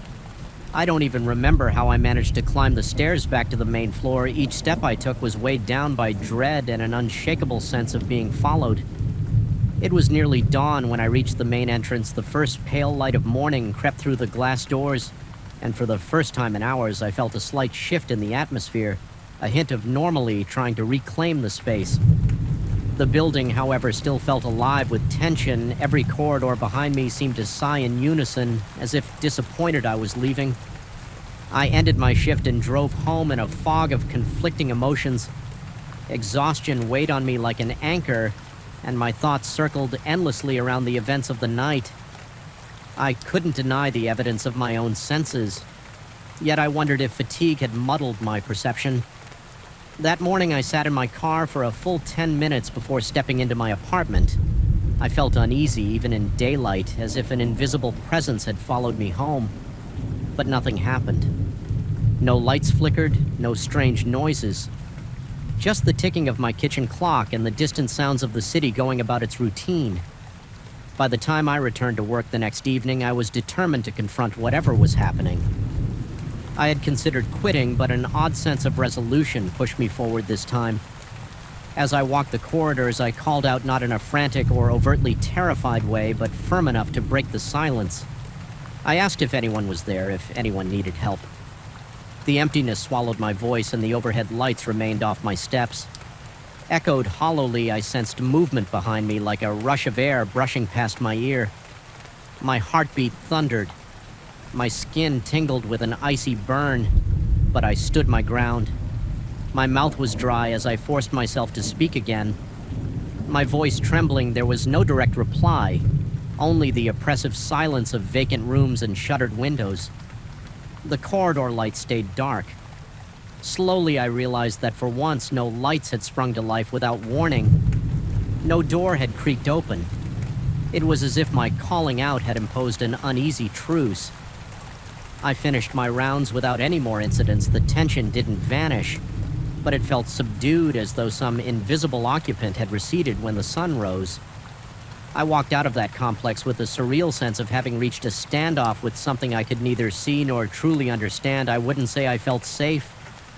My pulse still hammered at the slightest sound, and every shadow made me flinch. But I felt I had reclaimed some control. Perhaps acknowledging whatever lurked in the corridors had forced it into the background. To this day, I still don't know what haunts the empty dorms at night. I continue my rounds, and while the random lights and sighs have diminished, they haven't disappeared entirely. Sometimes at the very edge of my hearing, I'll catch a fleeting exhalation behind a locked door. I'll step forward, flashlight in hand. Heart racing, only to find an empty, motionless room. I've come to realize that these encounters might never resolve into a neat explanation. There is a weight to those corridors, an unseen presence that defies logical understanding. It remains there, lurking in the silence, part of the stale air and the flickering lights. I've learned to live with the uncertainty, though it leaves a permanent knot in my stomach. Every time I step into those halls, I feel a subtle chill, like the building is watching the question that lingers. The one I can't fully erase from my mind is whether it's truly something supernatural or just an echo of my own fraying nerves. But in that empty space where the door locks click and the lights flicker with no apparent cause, I sense an intelligence that sends a pulse of fear through my veins.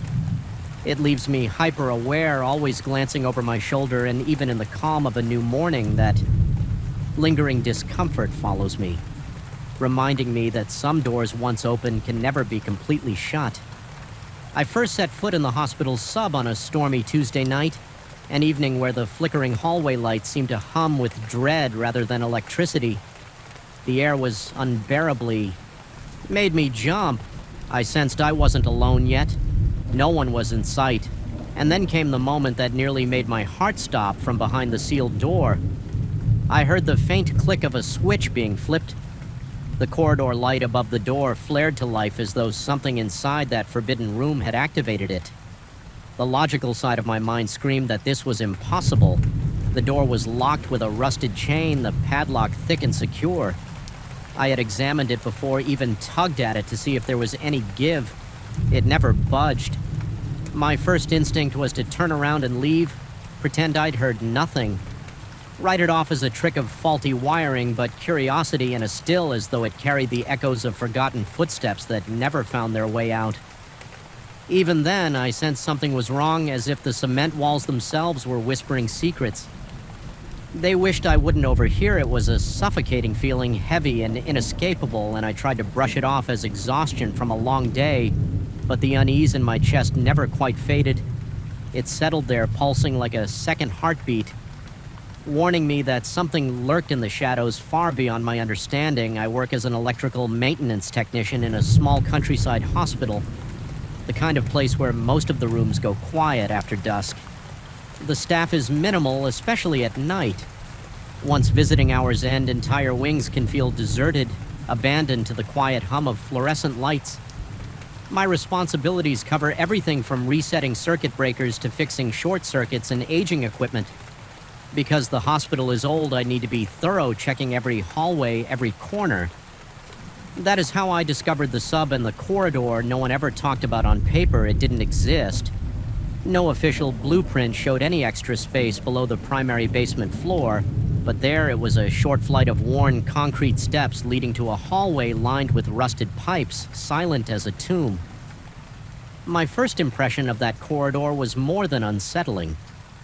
The overhead fluorescent panels would light up in sequence, casting a sickly yellow glow on chipped walls and flaking paint.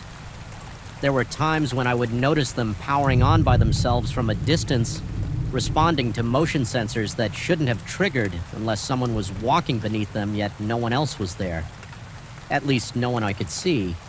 Each time I ventured down those steps, my pulse throbbed in my ears and a cold sweat broke across my forehead. I started to dread even the thought of going there.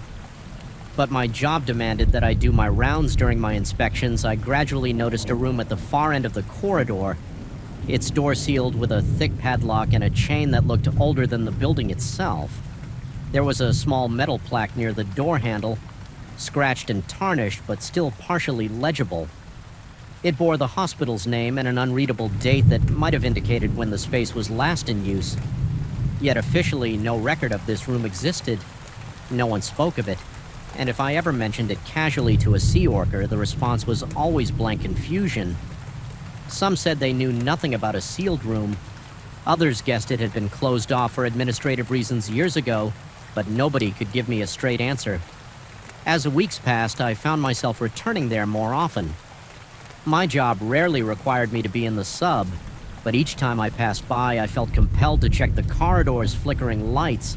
I would stand at the top of the concrete steps and watch as the sensors detected something moving below. The lights blinked on one by one as if some invisible figure walked the length of the hall, stopping at the door. At the end, I couldn't shake the feeling that if I crept down quietly enough, I would catch sight of a silhouette, a shape that vanished the moment I tried to focus on it. One night, I was asked to investigate an electrical fault near the basement storage area. It was late past midnight, and the hospital corridors above were practically silent, except for a distant beep of some monitoring machine. I wrapped up the repair quickly, but instead of heading back to the main floor, I found myself descending farther, drawn inexplicably to the sub. My heart beat faster with every step. By the time I reached the bottom, I could hardly catch my breath. I felt as though the walls were inching closer, pressing down on me, suffocating me in stale claustrophobic air. Standing in the hallway, I noticed that the light above me was dimmer than usual, flickering in a rhythm that almost matched my pulse. My palms were slick with sweat, and I wiped them on my coveralls. Each small sound, a drip of water from a leaking pipe, the hiss of air through an unseen vent. Growing sense of dread propelled me forward as I approached the door. Each step felt heavier. My knees wobbled and my mouth went so dry I found it hard to swallow. I felt a primal sort of fear, like an ancient alarm in my brain, telling me I was making a grave mistake. When I reached the door, I pressed my ear against the cold metal surface. At first, I could only hear my heart pounding and my unsteady breathing. Then, so faintly I almost missed it, I detected a slow scraping sound from within, as if something was being dragged across the concrete floor. All the cautionary tales of horror stories I'd ever heard rattled in my head. My body's fight or flight response teetered on the edge, urging me to run. Instead, I found myself testing the padlock again, fumbling in my pockets for tools. The chain was taut, the lock remained intact, Yet I kept imagining some presence on the other side, flipping a switch, waiting for me to take just one more step. A nauseating wave of claustrophobia hit me and my vision blurred momentarily. I felt my legs tremble and the cold sweat on my brow turned icy. I retreated, practically stumbling backward down the corridor. My breathing was erratic, shallow gasps that barely brought in enough air. I forced myself up the stairs 2 at a time and rushed onto the main floor where a bored security guard stood by the elevator doors. I blurted out something about needing to check the fuse boxes, but he just nodded absently and didn't ask questions. I was grateful for that I didn't want to explain the fear that clung to me or describe the unexplainable sounds and flickering lights. I simply needed to get away from that door for the next few days. My sleep was fitful. Every time I closed my eyes, I saw that dark corridor.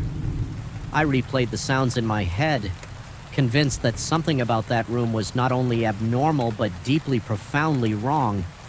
My coworkers remarked that I seemed on edge.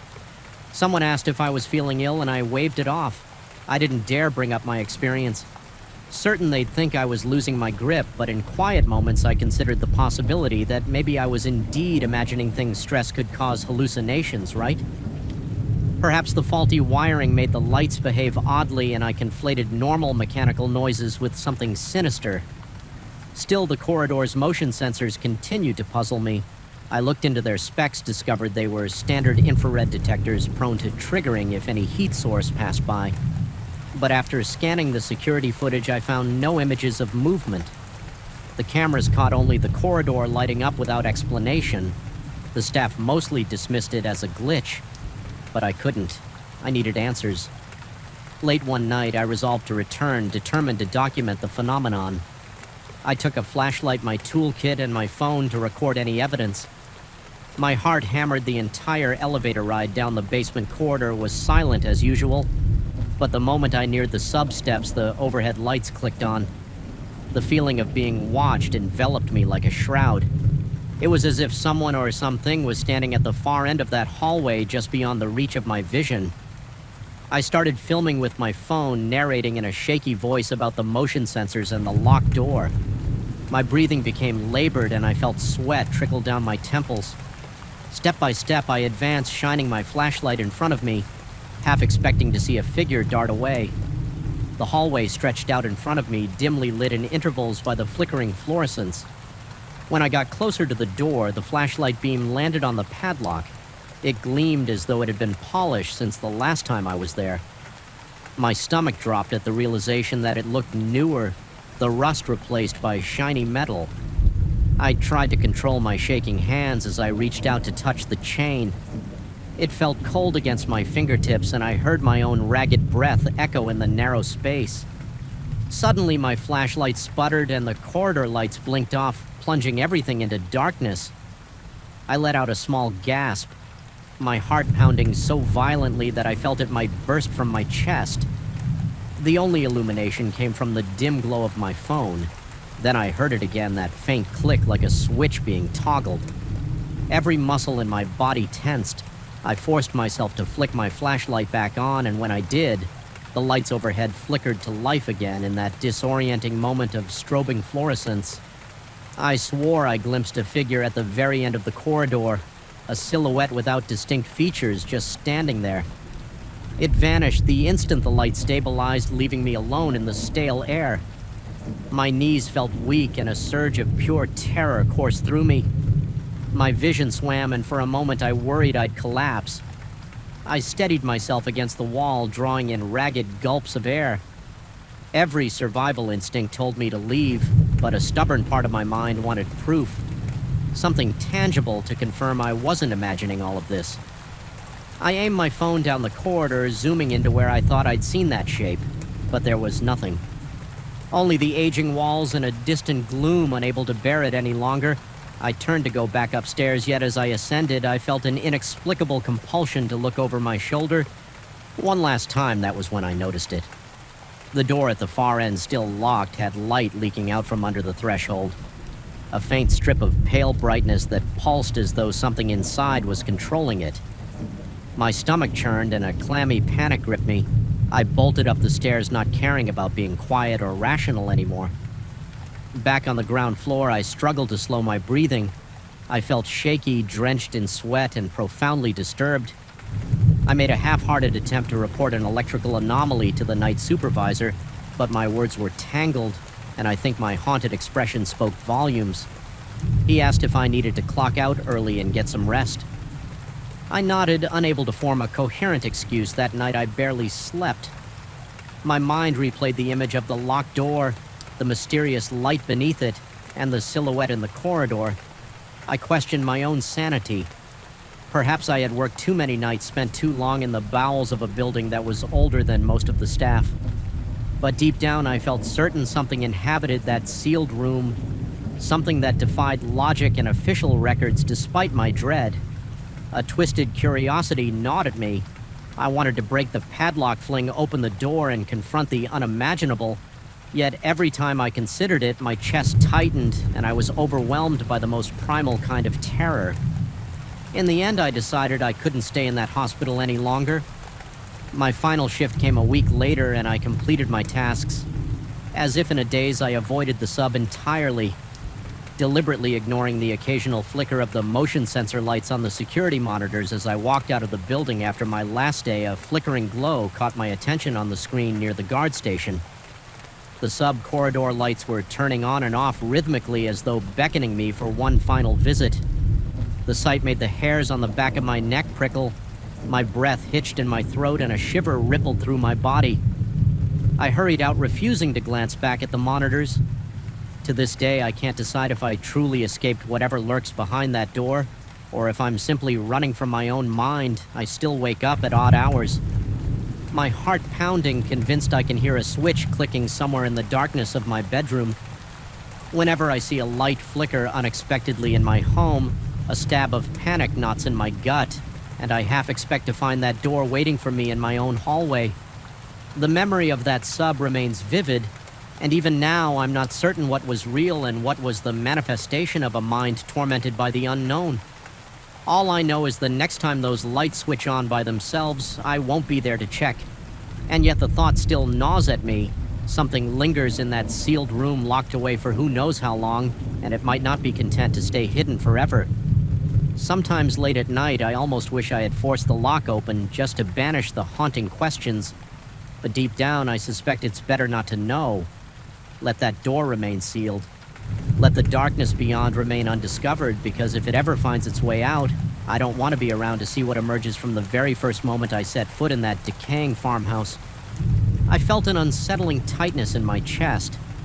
The air itself seemed hostile, thick with stale dust and a faint chemical odor, as though the building had exhaled centuries of neglect.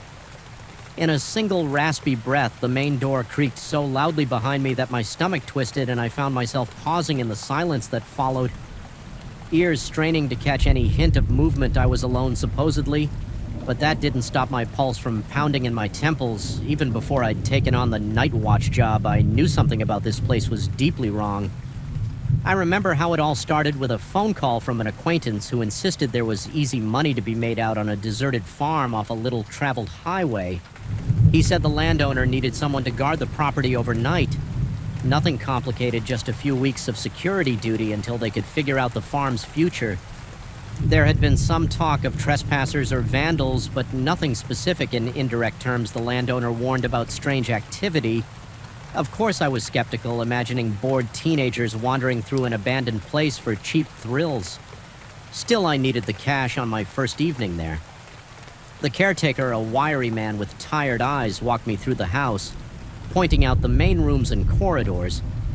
He explained that most of the farmland was overgrown. The barn was locked at all times, and the only real task I had was to keep an eye on the old house. He admitted in a low mutter that previous watchmen had complained about odd noises. The caretaker didn't seem eager to discuss details, only saying that if I heard anything or noticed any trespassers, I should call him right away when I pressed for more specifics. He shrugged and said he'd rather not scare me off on the first day, that was all. No dramatic warnings or official instructions, just a set of keys, a phone number, and a promise that he would check in. Occasionally, I soon discovered the place was worse than I expected. The main structure was 2 stories high with peeling wallpaper and water-stained ceilings. Furniture from the 1940s or 1950s littered the rooms, covered in sheets so thin they were practically transparent. Every piece of wood, be it floorboard or window frame, appeared warped with age, exuding a musty smell that clung to my nostrils. It was as if the entire house had been sealed away in a time capsule, left to rot on this desolate patch of land. During daylight, the house felt eerie but manageable. After the caretaker left me with a half-hearted good luck, I explored the upstairs rooms only to find little beyond dusty mattresses and ancient wardrobes. There was an oppressive aura in the attic hallway. The boards under my feet echoed more loudly there than anywhere else, and the narrow windows offered a skewed view of the neglected fields beyond. In the distance, I could see the silhouette of the old barn, its doors heavily secured with chains. Supposedly, nobody had set foot in there for months. I tried not to dwell on why the caretaker insisted on keeping it locked so tightly as evening approached. The wind picked up, rattling the shutters and sending a low whistle through the cracks in the walls when the sun slipped beneath the horizon. I switched on a single lamp in the living room. The electricity came from a generator out back, so I knew I couldn't run too many lights at once without risking an outage. The flickering yellow glow cast dancing shadows across the furniture. My eyes began to play tricks on me. I kept thinking I saw shapes moving in the corners of my vision. But whenever I turned to look, nothing was there. I tried to shake off my nerves, reminding myself that I had a job to do. Watch the front yard, monitor the deserted road, and ensure no one broke in. That was it, but the real horrors began. The moment the wind died, the caretaker had mentioned the farmland was known for gusts that howled through the night. But strangely, there came an instance when the air stilled completely, as if a giant hand had smothered all breeze. I caught myself holding my breath in that abrupt quiet, and that's when I heard them soft creaks on the floorboards directly above me, as though someone were pacing in slow, measured steps. I froze, heart pounding, every muscle tense. The steps seemed to cross from one end of the upper corridor to the other, pausing intermittently before resuming their deliberate march. I tried to rationalize it. Old houses can be noisy, expanding and contracting with changes in temperature, but this was too rhythmic, too purposeful to be some random settling of the structure. My palms grew clammy and I could feel my pulse thawing behind my ears. I thought about calling the caretaker, but I stopped myself. Maybe I should do a quick check upstairs. It might be an intruder, or worse yet, some wild animal that got in through a broken window. So I went upstairs. Each step felt like it might collapse under my weight. Squeaking in protest, the hallway was dark, lit only by the faint glow from my flashlight at the far end. An old mirror hung crookedly on the wall, reflecting a distorted version of my slender figure. I shone the beam around the corridor, searching for any sign of movement. Dust motes floated lazily in the air, and the smell of damp mold felt almost suffocating. I saw nothing and heard nothing beyond the ragged sound of my own breathing. My mouth had gone dry, and every time I swallowed it felt like sand scraping down my throat after I convinced myself the floor was empty. I headed back downstairs, each step echoing ominously that night. I chalked it up to my imagination or the house's mysterious quirks, but the next evening it happened again. Around midnight, the wind abruptly ceased, leaving an eerie stillness in its wake, and just as before, I heard slow, deliberate footsteps in the corridor overhead. By now, my nerves were raw, my heart pounding so loud I was sure any intruder would hear it and vanish. I called out, my voice trembling slightly, but there was no reply. When the caretaker asked me by phone the next day how things had gone, I told him I heard footsteps at night. He sounded unsurprised, merely telling me to stay alert and let him know if I encountered anyone. His calm reaction only made my anxiety worse. The following week, the odd occurrences multiplied. Sometimes I would catch fleeting glimpses of a silhouette through the living room's large front window. The figure always seemed to drift away toward the barn, dissolving into the darkness beyond the reach of my flashlight. Each time I'd rush outside, convinced I might catch whoever it was in the act of trespassing, but the yard stood empty. The barn's locks remained secure, and the road was deserted for miles. By the time I circled back to the house, I'd be bathed in sweat, heart-hammering, convinced I was either losing My mind, or being toyed with by someone who knew the property better than I did, my sleep suffered. Although my shift was strictly overnight, I found it impossible to rest during the day. Whenever I closed my eyes in one of the upstairs bedrooms I dreamed of, the floorboards creaking and footsteps closing in on me, I'd wake up drenched in sweat with every nerve on high alert. Convinced I heard voices whispering from the hallway, I began to doubt my senses, questioning whether the oppressive silence of the farmland had begun to warp my perception. The caretaker would occasionally check in, but his tone remained unhelpfully neutral. His only advice was to keep an eye on any intruders and call if I needed backup. No mention of ghosts or anything else. So I stopped mentioning the footsteps, thinking he either wouldn't believe me or already knew more than he let on. One particularly dark night, the wind was howling as usual, shaking the windows in their frames. Then without warning, that terrifying silence fell. It was as though the entire world took a collective breath and held it. My skin prickled. I nearly dropped the flashlight I was holding the moment the breeze died. I sensed a presence behind me. I whipped around, shining my beam through the living room. Nothing. The old grandfather clock in the corner ticked ominously. Suddenly, a floorboard creaked in the corridor to my left. So close it made me jump. My throat constricted and my lungs felt like they were struggling for air. With my hand trembling, I advanced toward the hallway. As soon as I rounded the corner, a flicker of movement caught my eye at the top of the stairs. A dark shape, no details, just a vaguely human outline, drifted across the landing and vanished. My heart thundered and I had to take several quick breaths to keep from passing out. Each inhale felt shallow, laced with panic. I forced myself up the steps, my legs shaky, muscles taut like coiled springs. The corridor was as always empty, yet there was an undeniable chill in the air, an almost electric charge that made the hair on my arm stand up. After that night, I became increasingly convinced the house was testing my sanity. Strange smells, abrupt changes in temperature, sounds that defied logical explanation. It all felt orchestrated, deliberate. I started noticing an odd discoloration on one of the upstairs walls, almost like a handprint, but it faded whenever I tried to examine it closely. My reflection in the old mirror at the end of the hall sometimes seemed to smirk at me when I wasn't smiling. Small details easily attributed to fatigue or paranoia, but they accumulated until I could barely function without glancing over my shoulder. The caretaker paid another brief visit. He noticed my frazzled expression and asked if I wanted to quit. I simply told him I needed the paycheck. Despite my fear, I felt compelled to prove I could handle the job, or perhaps I wanted to solve the riddle of that place. Part of me was determined not to let a creaking house and a few shadows break my resolve still. Every passing night took a toll on my nerves. My heart pounded whenever I heard the shift in the wind's intensity, dreading the exact moment it would stop. Ushering in that dreadful quiet and the inevitable footsteps on my last night there, I found myself fixated on the barn. Something about the glimpses of that silhouette slipping away into the distance ate at me. Why did it always vanish near the barn if everything was locked tight, determined to confront whatever was haunting my nights? I ventured outside around midnight. The sky was overcast with only the faintest starlight providing a dim glow. My flashlight's beam bounced off the crooked fence posts and the weedy path that led to the barn. Every step felt heavier than the last, my boots crunching dead leaves and stirring up stale dirt. When I reached the barn doors, the chains looked intact, the padlock firmly in place. I walked around the perimeter, carefully scanning the walls.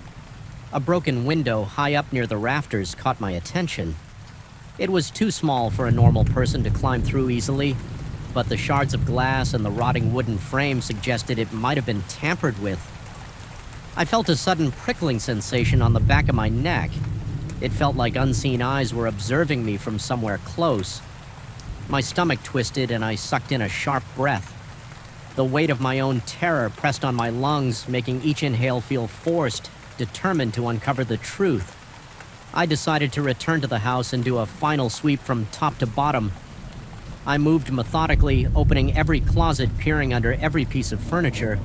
The old paintings on the walls with their cracked varnish seemed to follow me with their eyes. By the time I reached the second floor, my chest felt tight and my forehead was damp with sweat. The hallway stretched out before me like a tunnel. I flicked the flashlight beam across the dark corners, half expecting to see that silhouette materialize again. Instead, I was greeted by silence and stillness. But then the wind stopped. The house went quiet, impossibly quiet, as though the walls themselves were holding their breath. My ears strained, and sure enough, the footsteps returned. This time they were right behind me. Every hair on my body stood on end, and a searing jolt of adrenaline shot through my veins. I spun around, shining the flashlight into empty space. My vision blurred with panic, and for a split second I saw the figure standing at the far end of the corridor, flickering in and out of the shadows. It turned, and though I couldn't see its face, I felt an undeniable pull, like it wanted me to follow. Clutching the flashlight with a shaking hand, I staggered forward. Each step made the floor creak in protest, echoing the sound of my own racing heart. The figure slipped around the corner into the attic stairwell when I reached the base of that narrow staircase. I hesitated. A dank smell like rotting wood and ancient dust wafted down from above, coating my tongue with a bitter taste. My breath came in quick gasps, and droplets of cold sweat trickled down my temples. Summoning whatever courage I had left, I climbed at the top. The attic spread out like a labyrinth of boxes, trunks, and covered furniture. The flashlight's beam skittered across a wooden support beam, then onto a pile of old blankets. A sudden scraping sound cut through the silence, a box sliding across the floor seemingly on its own. My pulse pounded, and I felt my stomach lurch. I approached slowly, perspiration beading on my brow. Then, as abruptly as it appeared, the figure was gone. Nothing moved in the attic but me. Still, I felt sure I wasn't alone in that crushing stillness. I realized the extent to which my sanity might be slipping. Was this a ghost, a lingering presence, or simply my mind conjuring horrors to fill the loneliness of this rotting house? As if an answer, a low whisper impossible to decipher, grazed my ear. My fight-or-flight response kicked in. I nearly tripped as I backed away. Stumbling down the attic stairs, my heart beating so fiercely that I worried it might burst. I dashed back into the corridor, half blind with terror. At that moment, I made a decision. This job was not worth my last shred of sanity. Whatever prowled these corridors, whatever lurked in that barn or haunted these walls, I refused to be its plaything any longer.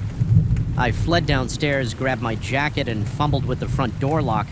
The door stuck for a moment, as if resisting my escape, then gave way with a splintery groan. Outside, the wind was roaring once more, but it felt like a relief compared to the suffocating silence inside. I walked away that night, heart-pounding skin, clammy eyes flicking back at the house as I imagined shapes in the windows. I left the keys in the caretaker's mailbox with a note explaining I couldn't continue. Even in the open air, I couldn't shake the sensation of eyes on me, couldn't dispel the memory of that shifting silhouette and those echoing steps. My breath remained shallow and ragged until I finally got into my car and drove onto the empty highway. With each mile that separated me from that Orst farmhouse, my chest loosened just a fraction. Yet the dread still clung to me like a persistent shadow. To this day, I sometimes wake in the middle of the night, convinced I can hear a floorboard creak or a slow measured footstep just down the hall. And in those moments, my heart thrashes against my ribcage. My skin goes cold. And I wonder if the thing I encountered out there followed me home. I never went back to that farm, but no matter how far I run, no matter how many lights I leave on, the memory of that silent wind and those phantom footsteps lingers in my mind. A constant gnawing reminder that some places are better left abandoned, their secrets kept hidden under layers of dust and time. The only true solace I found is in knowing I escaped physically unscathed, but mentally branded by the realization that there are forces we barely comprehend.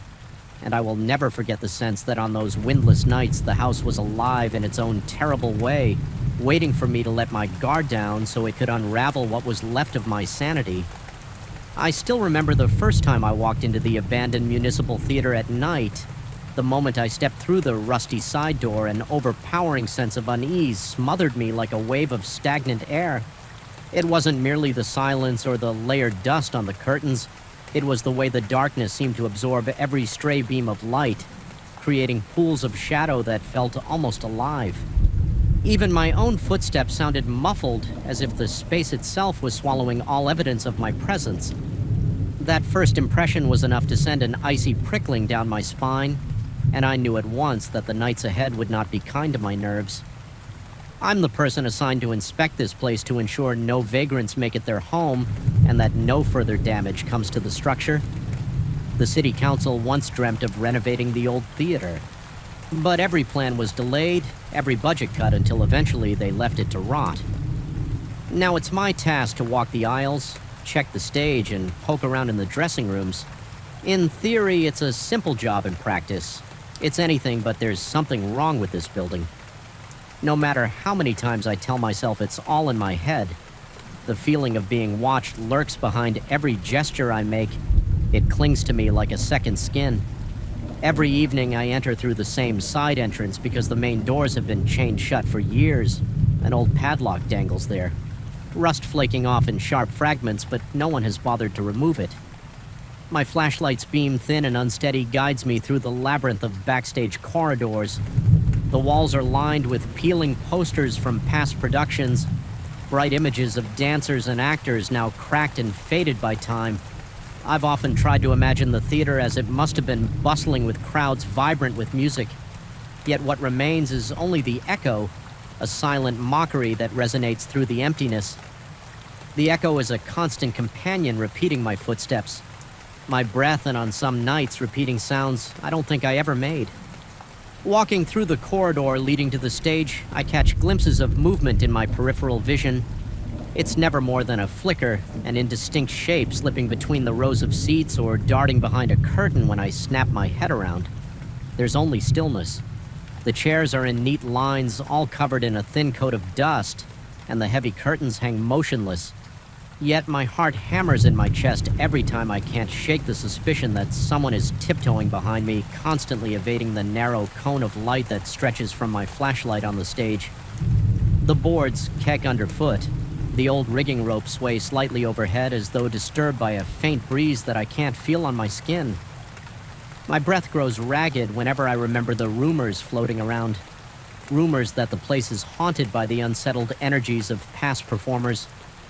I never believed in that kind of thing before, but I can't deny that each time I stand on that stage, an oppressive presence seems to loom just beyond the curtains, waiting for me to drop my guard.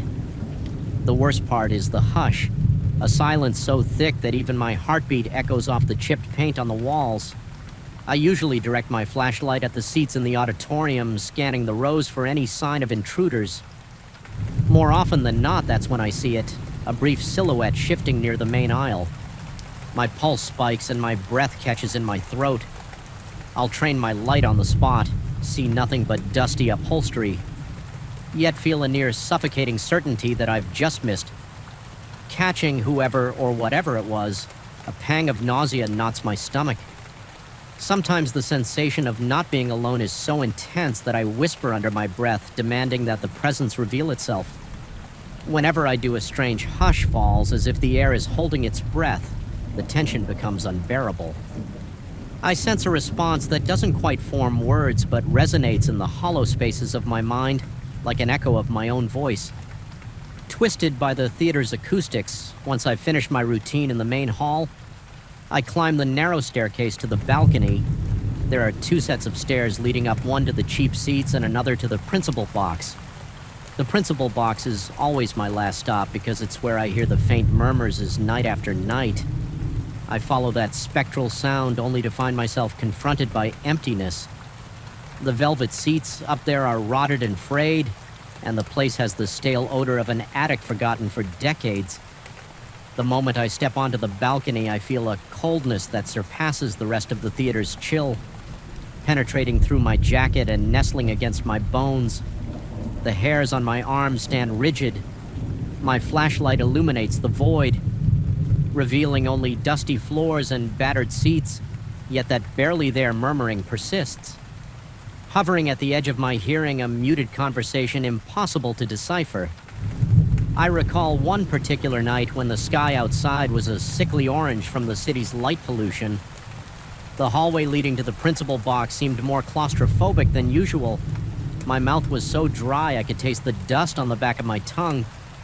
The sensation that someone was directly behind me was so overwhelming that I spun around, flashlight swinging wildly in the gloom. The air moved behind me, or so I believed. My heart pounded so hard that I swore it might burst. Then just beyond my range of vision, there was a nearly inaudible shuffle. For the longest moment, I stood paralyzed. My skin burned hot and cold at the same time. Every logical part of me insisted I was alone. Yet the primal fear coursing through my body said otherwise. I felt a faint brush of air against the side of my neck, and every muscle in me went rigid. My arm jerked, the flashlight beam quivering across the walls by the time I gathered the courage to aim. It behind me again, only stale air occupied that space. My insomnia grew from that point onward. It's not that I couldn't sleep because of the job's irregular hours, rather. It was the knowledge that each evening I would return and confront those intangible presences lurking in the corners of my vision. I tried talking to a colleague who briefly helped with the theater's security before quitting. He implied that he'd also heard strange things, though he laughed it off, saying maybe the old building was just settling. He claimed to have no recollection of seeing shapes or silhouettes, but something in his eyes hinted that he was holding back. He left me with a vague warning that it was easy to let one's imagination run wild in a place so layered with history and isolation, determined to retain my sanity. I began a personal routine, walking slowly up and down every aisle, shining my flashlight at each seat, scanning methodically and gently pushing aside the curtains in the backstage area to confirm nothing was hidden there. I would then double-check the sound equipment, which was half dismantled and covered in thick plastic sheets. The wires snaked across the floor, reminding me of black tendrils coiling in the darkness. The reverb of my own shuffling steps in the audio booth became an almost demonic resonance, as though the room itself groaned in agitation each time my flashlight flickered. A common occurrence with these old batteries, I found myself sweating, my heartbeat pounding behind my eyes. Convinced I was about to see something that defied explanation, even when the light steadied. The fear lingered like a dense fog around me, but it was the principal box that refused to let me rest. Night after night, the faint murmuring continued, sometimes accompanied by light rustling sounds as if fabric were dragging across the floor. I started to question whether my mind was playing tricks. Was it the building's acoustics? Some small critter nesting behind the walls, making sounds that I interpreted as voices. I hoped for a rational explanation, but each new night chipped away at my skepticism. The murmurs grew less random, almost rhythmic. Sometimes I caught the distinct rise and fall of what might have been a voice too distant to parse words, but undeniably human in cadence. Yet I found no footprints in the dust, no signs of entry, no scattered trash that might indicate squatters. The seats were always undisturbed, save for the thickening dust one evening after a particularly grueling day. I decided to confront the mystery directly. My flashlight in one hand, a portable work lamp in the other, I climbed the stairs to the principal box with my heart racing so fast I felt faint at the threshold. I placed the lamp on the floor, switched it on, and let its bright glow flood the dilapidated space. For the first time I saw the box in glaring detail, peeling wallpaper, cracked ceiling. The tattered velvet of the seats, dust particles swirled in the air. Illuminated in sharp detail by the lamp's beam, the murmuring stopped abruptly as if startled by my intrusion. I stood there, each breath jagged, waiting for my ears to adjust to the sudden hush. My whole body was trembling and sweat dripped down my temples. I strained to hear even the faintest hint of that voice, but the silence remained absolute. Then out of the stillness, I perceived an echo of my own labored breathing. It wasn't a mere reflection of sound. It carried an alien quality that both resembled my breath and simultaneously distorted it into something else. It felt like a presence actively imitating me, as though mocking my fear. My throat went tight and a surge of panic seized me. Everything within me screamed to flee the box, to run down the stairs and out the door. Yet some stubborn part of me refused. I inched forward, the lamp casting my long, trembling shadow across the decaying seats. My mind buzzed with possibilities, each more horrifying than the last. I couldn't decide which was worse. The idea that I was imagining all of this, or that something malevolent truly lurked there in that moment. I shut off the lamp and stood in darkness once more, letting my eyes adjust. My intention was to catch any movement in the gloom to surprise whatever might be hiding for what felt like hours. I stood perfectly still, adrenaline pumping through my veins. Every muscle tensed, then the shadows shifted only a fraction of an inch, but enough to make my stomach twist into knots. The faint, nearly inaudible murmur began again, close enough that I could feel it reverberate in my chest. My entire body shook with dread. My breath quickening to shallow gasps, I forced myself to raise the flashlight. My arm quivering and directed it toward the source of the sound, but the beam revealed only an empty row of seats that was the tipping point. The oppressive weight of uncertainty and fear exploded inside me. My heart thudded so loudly I thought it would reverberate against the walls. My knees threatened to buckle and a cold sweat drenched my back. Stumbled out of the principal box, knocking the work lamp over in my haste. The crash of metal hitting the floor reverberated with a hollow ring in the hallway. I nearly tripped down the stairs, hands gripping the rails so hard my knuckles turned white. The entire theater seemed alive. Then the corridors groaned, the stage ropes creaked, and in the distance I swore I could hear footsteps racing to keep up with me. But every time I whipped around, there was no one there. When I finally burst through the side door into the open air, my lungs gulped the chilly night wind as if I'd been drowning and only now reached the surface. My hands trembled uncontrollably and my mind spun with questions I couldn't answer had I just come face to face with something supernatural, or was this nothing more than the unraveling of my own nerves? I couldn't decide. Even my sense of relief at escaping felt tainted by the knowledge that I'd have to come back the next evening to this day. I can't fully explain the events in that theater. I still perform my inspections, albeit with caution bordering on paranoia. The council hasn't given me any new information, so I have no choice but to continue in silence. Every trip inside feels like entering a labyrinth of echoes and shadows, and I never know what I'll encounter in those unlit loves. The memory of that murmuring in the principal box returns whenever I'm alone, making me question my grasp on reality. Was it my own echo warped by failing acoustics or something older and darker? Feeding on my fear, I'm left with a gnawing certainty that the theater is more than just an abandoned building. It might be a conduit for energies we don't understand, or perhaps it's become a reflection of my own anxieties, magnified by darkness and isolation. Whether the thing that lurks among the seats is real or a manifestation of my unraveling psyche, I can't deny the persistent dread that coils in my gut. Each time I stand on that stage or pass through the back corridors, I sense it watching me from behind the curtains just out of sight. Every rustle of fabric, every creak of the floorboards, even the echo of my own breath becomes a harbinger of something that should not be. And so I remain locked in this unsettling dance with an invisible partner, uncertain if my next step will reveal the truth or push me deeper into the darkness. Whatever lies in the shadows of that forsaken theater, it has made its claim on me, and no amount of flickering flashlight beams can banish the haunting presence. I feel each night I still remember the first time the elevator door slid open on the 9th floor, revealing that darkened corridor soaked in an unsettling hush. There was something off about the air itself, thick as though it was resisting every step I took. The overhead lighting in that south wing triggered by motion. Sensors flickered and hummed erratically, creating the sensation that the building was resisting my presence as much as I was dreading it. Even before I stepped out, my pulse was already racing and every breath felt labored. That night was only my second week on the job, and it marked the moment I realized that the building with all its mid-century grandeur and neglected hallways was more than just an old commercial structure. It was a place where the past lingered, seemingly refusing to let go of the present, and where something unseen might be watching.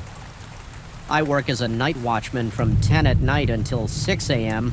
The building itself dates back to the 1950s, and most of the original interior remains intact in the older, less frequently used sections. Each evening, I collect my flashlight, secure my keyring, and mentally prepare for 8 hours of strolling through a place that feels like it has never fully adapted to the modern world. On any given night, the majority of the floors are empty, with only one or two occasionally occupied by IT staff or people burning the midnight oil on urgent projects, apart from those few individuals who usually keep to themselves in their offices. The entire building belongs to me and my imagination.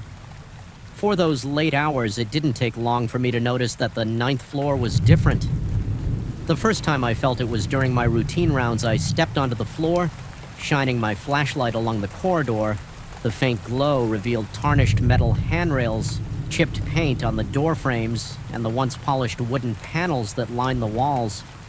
A strange hush followed me as I walked, but from the corner of my eye I kept seeing flickers of light where no movement should have triggered them. My heartbeat quickened. My skin prickled. I tried to ignore it. At first, chalking it up to old wiring or faulty sensors. However, each subsequent visit confirmed the same pattern. The lights flickered as though something darted from office to office. I told myself it was an electrical glitch, but deep down I could feel a tightening in my chest and a dryness in my throat whenever I approached that south corridor, like my body was responding to a threat. Before my mind could process it, during one round I had paused in front of a locked office to check my clipboard. Verifying the door was indeed secure in that moment, I caught a glimpse of a shadow passing behind the frosted glass window set into the wooden door. It was quick, just a dark silhouette crossing from one side to the other. My muscles tensed. My palms grew clammy and I felt a chill trickle along my spine. After a moment of shock, I tried the door handle, finding it locked as expected. I stepped back, heart pounding against my ribcage, breath coming in shallow bursts. I checked the security system on my phone for any record of entry. There was nothing. Not just that night. No one had swiped into that floor for the entire week. Aside from me, the next day I mentioned it to my supervisor, indirectly reporting that perhaps the sensor logs weren't updating properly, or there was some malfunction with the door. He accompanied me to the office and we unlocked it together under the glare of fluorescent lights. The following afternoon, everything was pristine. No footprints, no sign of forced entry. My supervisor took notes and suggested the system might need an update, but his dismissive shrug hinted he believed I was just imagining things. I tried convincing myself that my eyes had played tricks on me, that maybe the headlights of a passing car outside had cast a bizarre reflection, or I'd simply spooked myself. But every new shift reinforced my growing discomfort. I noticed that the scuffed floors in the corridor sometimes bore faint smudges that seemed to appear overnight. As though someone had been wandering around on another evening, I heard a soft scraping sound. Just as I rounded the corner to the restrooms, my throat constricted, and the hairs on my arms stood on end. It wasn't loud, but it was distinct, like a chair being shifted across the floor in a vacant office. When I mustered the courage to check every office was dark and locked. As the weeks went on, the oppressive atmosphere weighed heavier on my chest. The sensation of being watched was no longer a passing feeling. It became a constant presence, especially between midnight and 3 a.m. When the building was at its quietest, I'd step off the elevator and my heart would thunder in my ears. My flashlight beam would tremble slightly from the unsteady grip of my sweaty hands. Every step along that corridor felt burdened by an unseen gaze. I could practically hear my pulse echoing in my head, competing with the faint hum of old air ducts. Strangely enough, the north side of the 9th floor never gave me any trouble. It was the southern stretch.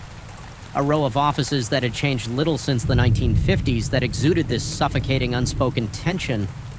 The walls were still clad in dark walnut panels that had begun to warp with age. The thick carpeting, a drab brownish gray, had never been fully replaced, so it muffled my footsteps but also seemed to absorb every bit of light from my flashlight.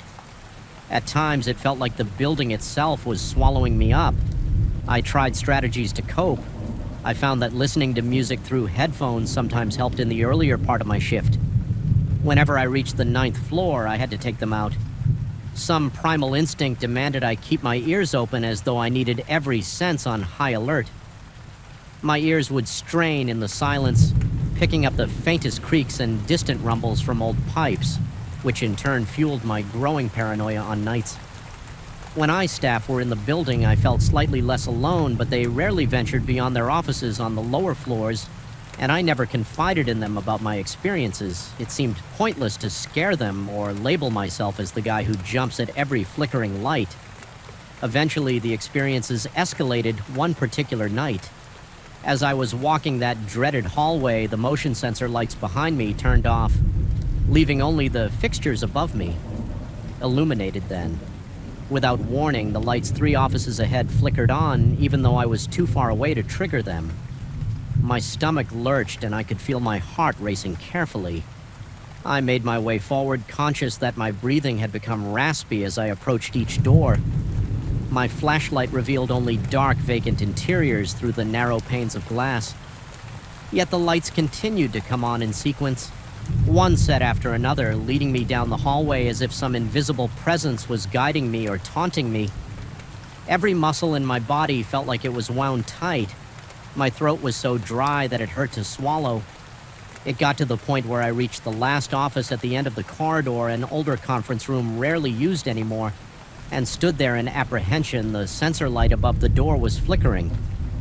I placed my hand on the doorknob, feeling a tremor course through me. The doorknob turned easily, but the door itself was stuck as though something on the other side was holding it. I pushed lightly and suddenly it gave way, stumbled forward and nearly dropped my flashlight. The beam revealed an empty room with a long, dust-covered table in the center.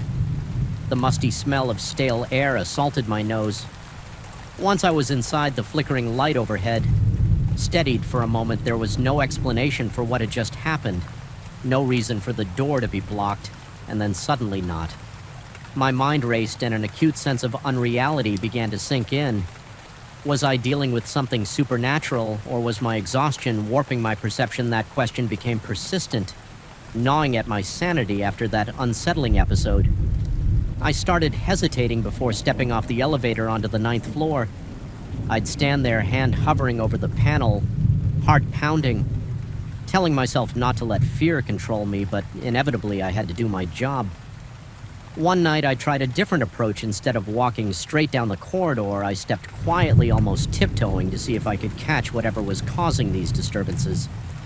By surprise, my pulse throbbed in my temples, and I could feel beads of sweat forming on my forehead, slowly trickling down into my eyebrows. The overhead fixtures detected me turning on in slow intervals, yet I got the impression there was a shape or presence moving just ahead, slipping out of sight the moment the lights flickered on. My mouth went dry and a slight tremor passed through my legs. My flashlight trembled as I scanned the closed doors, each labeled with a rusted nameplate from a bygone era. Again, that gentle scraping sound emerged from somewhere in the darkness. The hair on the back of my neck stood up. It was followed by what I can only describe as a soft footstep on the carpet. I called out a greeting, more a cracked, hesitant echo of a greeting, but there was no reply. My own voice sounded alien in that space. Lost in the thick silence, I never saw anyone, but the atmosphere felt predatory, like I had wandered into some territory that did not belong to me. The corridor seemed longer, the corners darker. My heart pounded so furiously that I struggled to keep my breathing steady as I passed one closed office. I heard a faint click from within, like a light switch being toggled when I directed my flashlight through the small glass panel. I saw only darkness and my own reflection. Then a thought crossed my mind with startling clarity. Perhaps I was being watched from inside the room, observed just as clearly as I observed my own reflection. That realization twisted my gut, and I moved on in a rush, unwilling to stay near that door for a moment longer. The final straw came on a night when I found that every sensor light on the 9th floor was blinking in a sequential pattern from one end of the corridor to the other, as if they were waving me forward with my pulse hammering in my chest. I followed that macabre path, each step taking me closer to that last office. At the far end, the door was slightly ajar, even though it should have been locked. My flashlight revealed a yawning blackness inside, inching closer.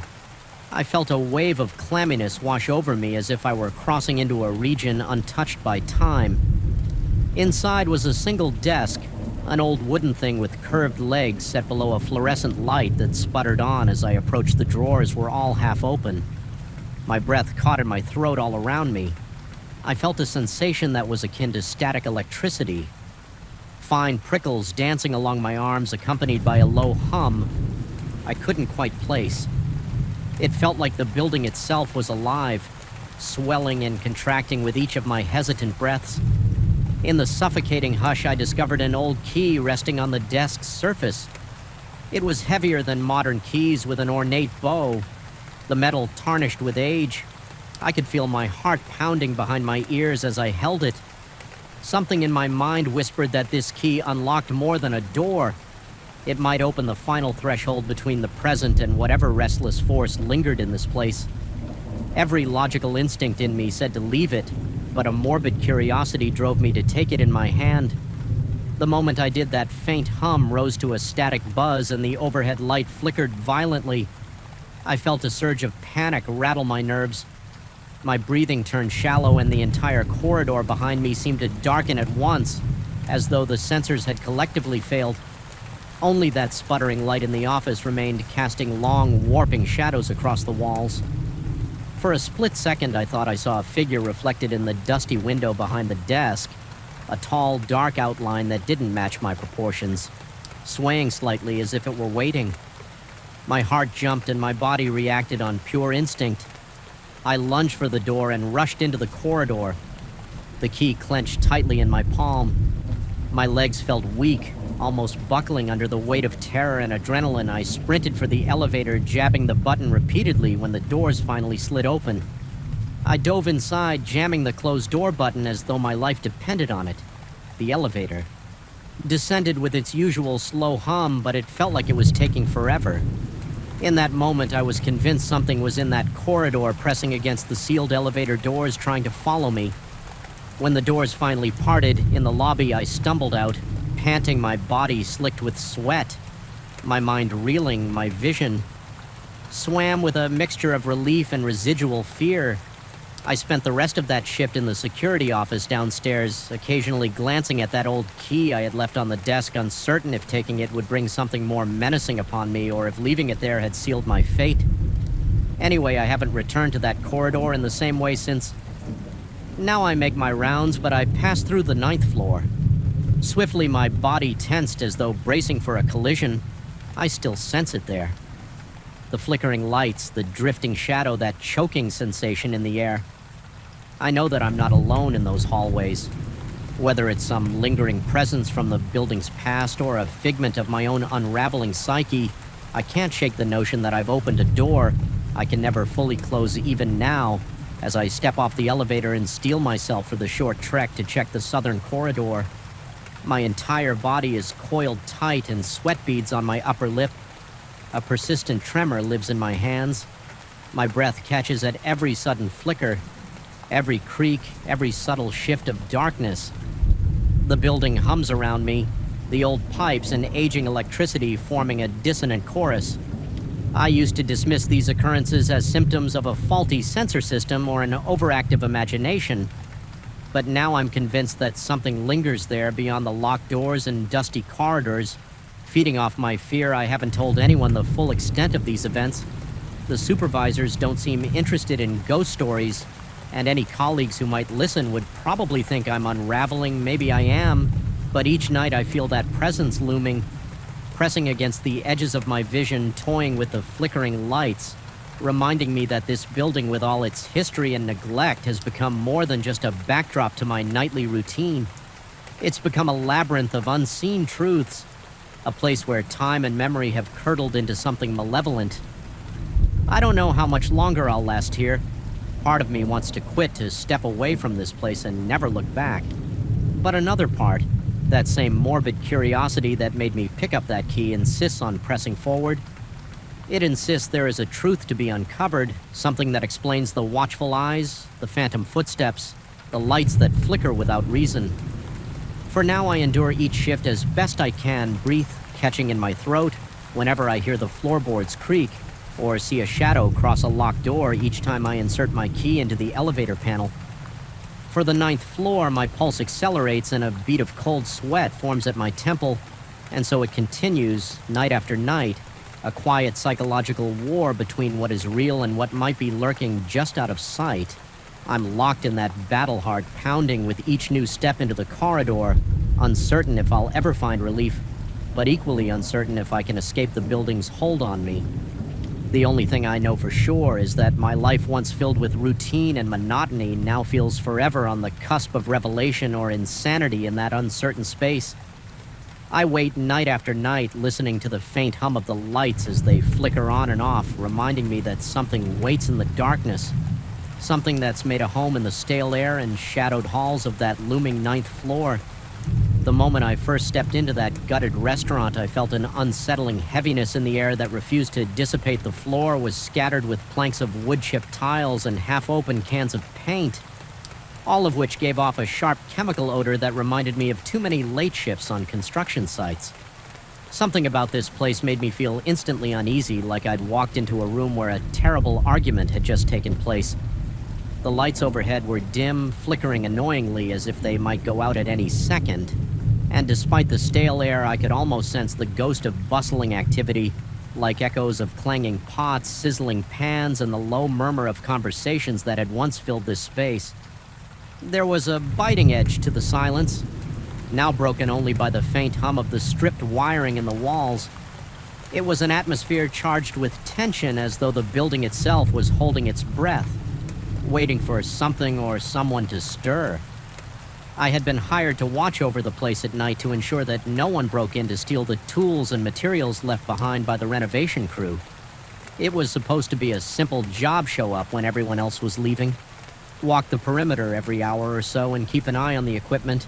I wasn't even required to stay in one spot. In theory, I could have sat in my car outside, but I had instructions to make. Sure, no one was lurking around inside, especially in the kitchen area where the most expensive gear was stored. The pay was good enough for me to accept the weird hours, plus I told myself I'd seen stranger gigs, like the time I had to guard a vacant office building that had a broken elevator that kept opening on its own. I tried to brush off my initial apprehension as nerves. Still, something about the emptiness of that restaurant and its darkened corridors kept my skin crawling. The first few nights were tedious, but mostly quiet. I'd arrive around midnight, flip on a few overhead lights in the main hallway, and set up my small portable lamp near the entry, creating a make-a-dough workstation. The rest of the building would remain cloaked in shadows, the flickering bulbs illuminating odd corners, in a way that played tricks on my eyes. About 2 hours into the shift, I'd begin hearing those soft knocks coming from the direction of the old walk-in freezer. It sounded so distinctly like knuckles, rapping on a solid wall talk that I couldn't blame it on machinery or the typical pops and groans of a settling building. And yet, each time I worked up the nerve to investigate, I found nothing more than a dark, empty storage area, the hinged freezer door wide open and no sign of any disruption. I'd shine my flashlight across the walls, checking to see if a loose panel might be the culprit, but everything seemed secure. It was as though something or someone was deliberately tapping, just to make me come over, only to vanish the moment I arrived on the third night. I noticed a mirror placed at an odd angle on the long prep counter in the kitchen. It looked like it had been there for ages, gathering dust. It was large, with a tarnished frame that suggested years of use. Sometimes when I walked by in my rounds, the overhead light would catch on its surface just right, and for the briefest moment I think I saw movement in the reflection. At first, I chalked it up to my own silhouette crossing the kitchen, but twice I could have sworn I spotted something else. Something behind me that disappeared the instant I whipped around. My heart pounded so loudly I could hear my pulse in my ears. Each time I thought I saw that flicker of motion, a low wave of cold dread washed over me. My breath would become shallow, and I'd feel beads of sweat forming on my forehead. I told myself it was exhaustion, that a mind left idle in a silent building will start weaving illusions. Still, the unnerving sensation lingered, making me doubly alert as I paced the halls. By the fifth night, I was growing accustomed to the sporadic knocks near the freezer, though they still set my teeth on edge. I'd begin my watch by checking every corner of the restaurant thoroughly. Reassuring myself that I was alone, the building was designed with multiple dining rooms, each with its own distinctive decor, though it was all half torn down, now exposing the skeleton of what had once been a stylish eerie. I'd walk through them feeling the dry dust cling to my boots and the sense of desertion creeping along my spine. Then I'd move into the main kitchen, a large space with metallic counters and overhead racks. Meant for pots and pans, many of those racks were empty. Now the pots collected in a dented pile on the floor by the pantry door. Still, the tension in the room was oppressive. The single functioning fluorescent tube in the ceiling made everything look washed out and sickly. Its faint buzzing filled the silence in a way that felt almost aggressive, drilling into my head until I wanted to scream, just to break the monotony of that noise one night. As I was fiddling with some electrical cables near the entrance, I heard the distinct clang of metal hitting metal from the kitchen. My mind instantly jumped to the conclusion that a trespasser had broken in to steal the leftover equipment. My heart throbbed in my chest like it wanted to escape. I sprinted toward the source of the commotion. Adrenaline spiking through me. When I got there, I found nothing. The battered pots were still in the corner undisturbed, and there was no sign of forced entry or anyone else present. I shone my flashlight across the counters, the cold steel reflecting back at me, but there was no other movement. It was a silent, chilling emptiness. The only evidence I had of something unusual was the echo of the clang still resonating in my ears. My breath was ragged and my skin prickled with goosebumps. It felt like stepping into a vacuum where reality warped and left me stranded, unsure of my own senses as the nights wore on. Paranoia began gnawing at my sanity. It started small, the feeling of being watched whenever I bent down to pick up a tool or rummage through a box of cables. I could practically feel eyes boring into the back of my head.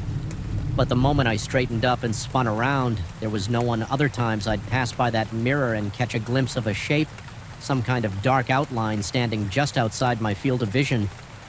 Each time I looked directly, the shape would dissolve into the gloom. At one point, I even thought I saw the reflection of a pale face behind me, distorted by the mirror's tarnished edges. My throat went dry and my palms broke out in a cold sweat. I had to shut my eyes for a moment to steady myself, and when I looked again, the face was gone, leaving only the reflection of my own trembling figure under the harsh fluorescent light.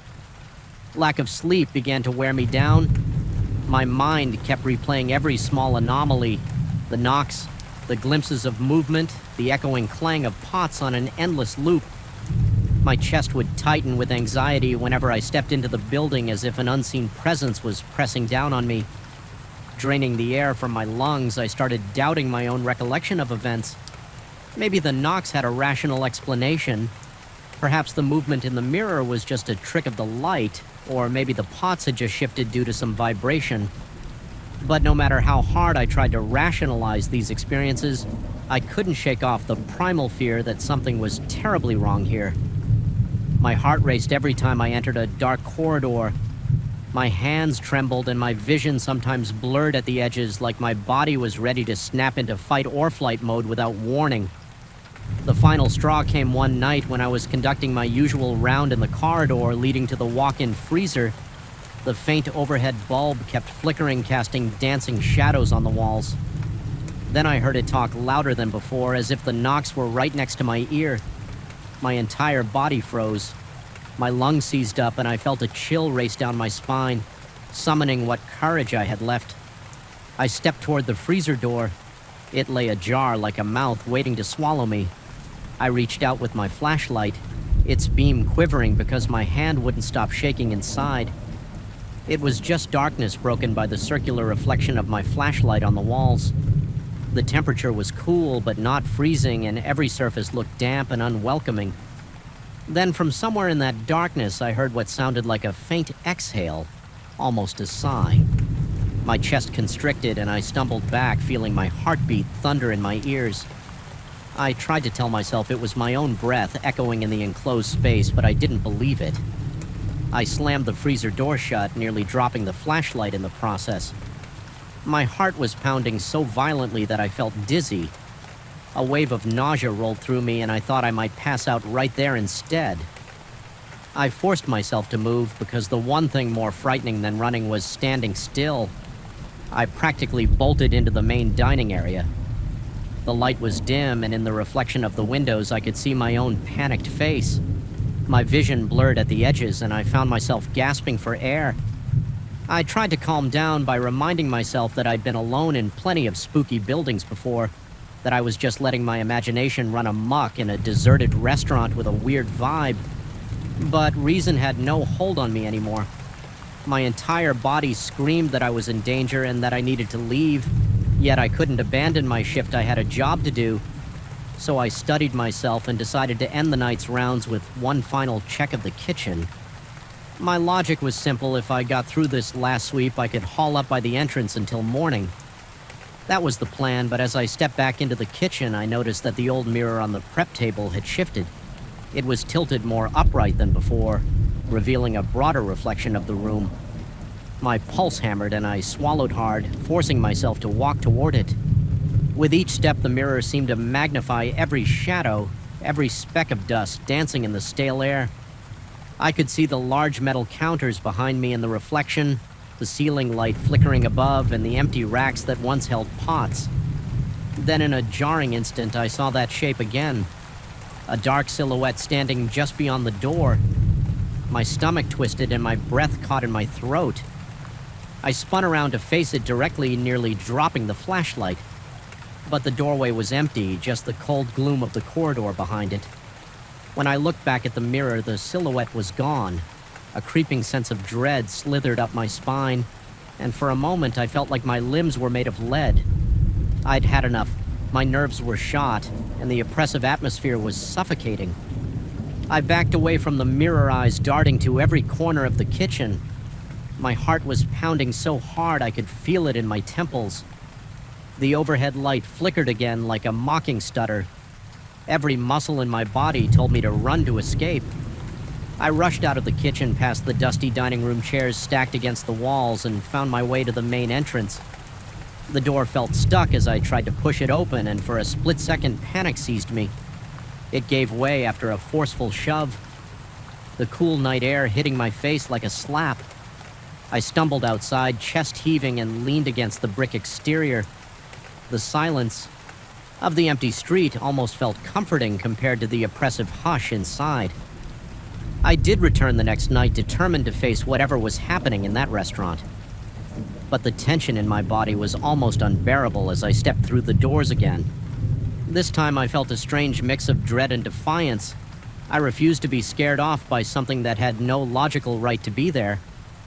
I walked the corridors more quickly than usual, double-checking the lock, scanning every inch with my flashlight.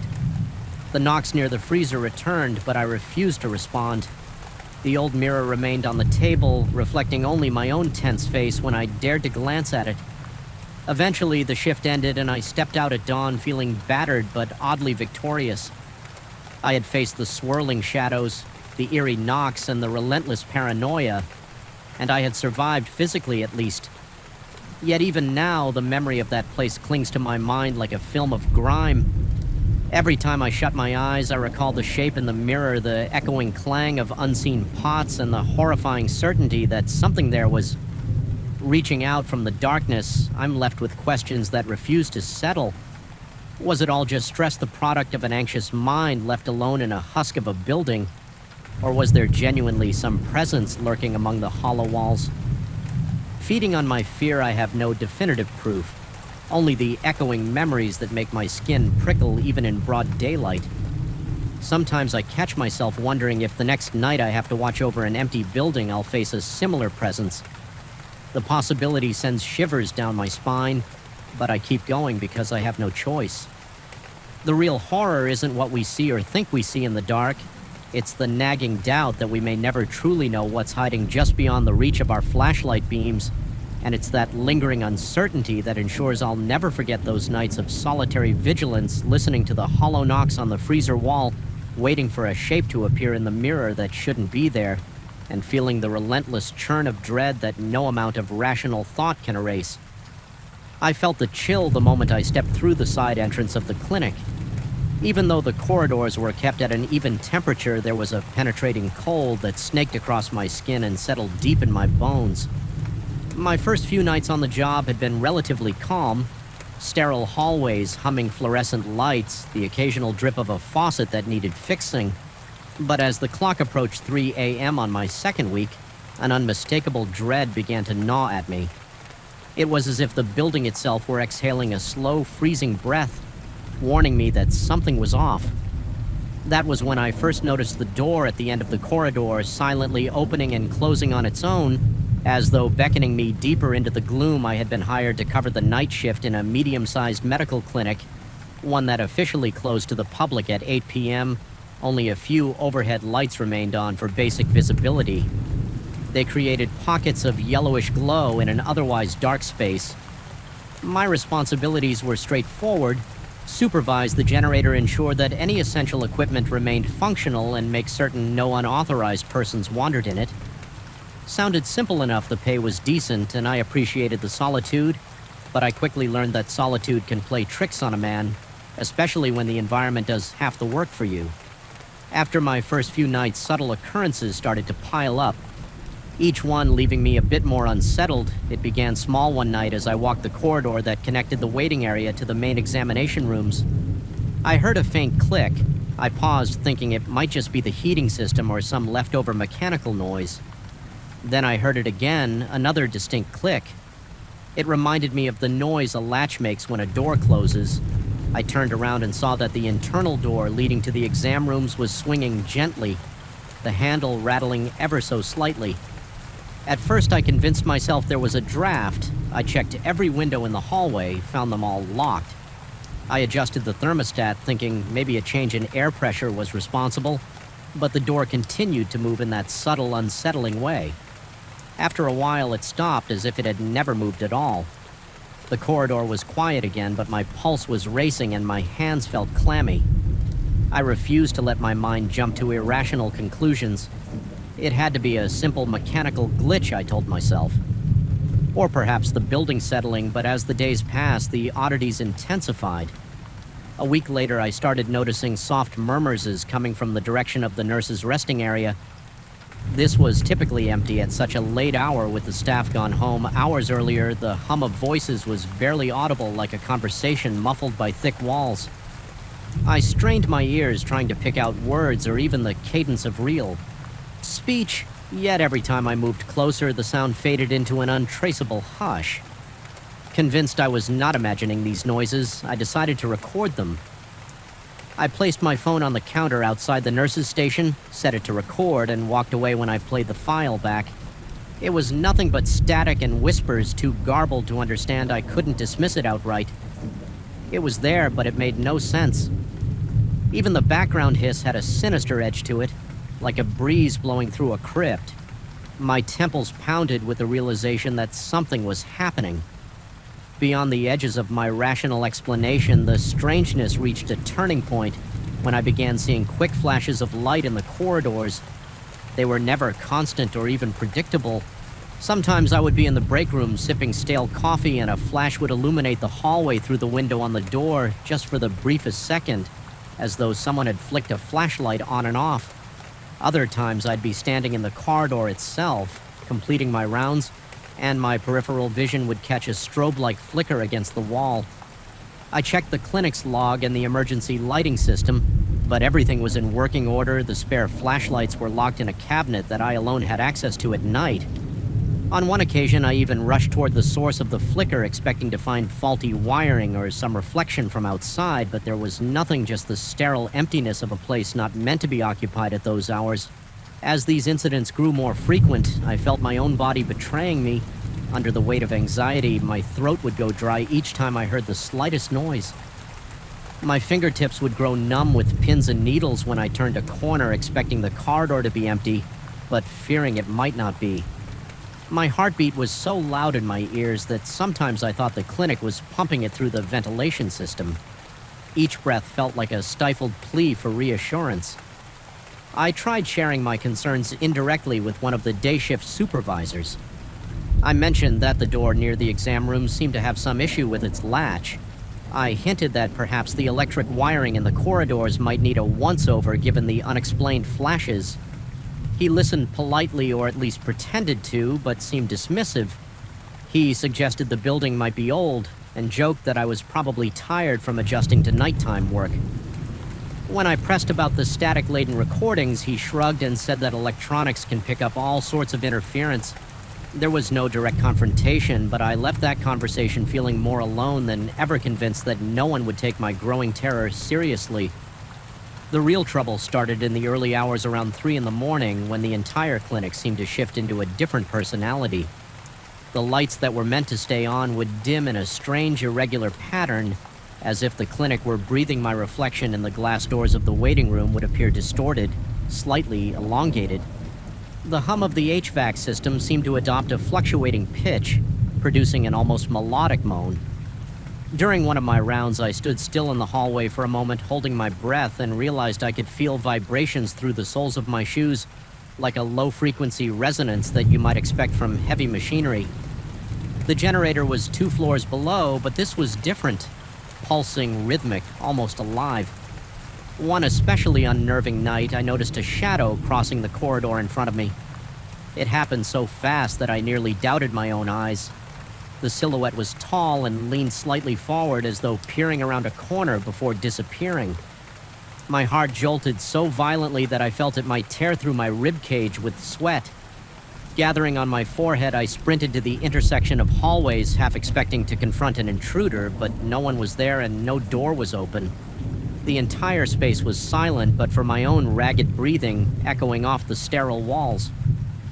In those moments, I questioned whether I was losing my grip on sanity each time I tried to rationalize a new experience. The clinic threw another inexplicable phenomenon my way. One night, I discovered footprints in the dust near the generator room. They were faint and seemed to appear out of nowhere, ending abruptly as if the person had vanished into thin air. Another time, I became convinced I could smell antiseptic in the main hallway, an overwhelming pungent odor like the entire corridor had been freshly scrubbed with chemicals, yet there was no sign of recent cleaning and the smell dissipated.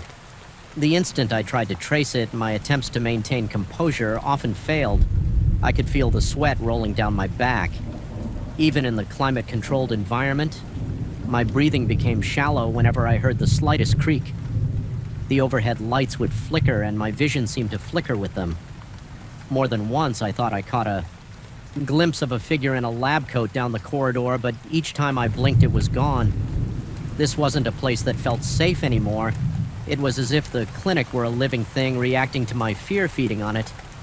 I found myself so tense that I would jump at the clang of a mop bucket in a distant janitorial closet, or the mechanical sigh of a door at the far end of the building.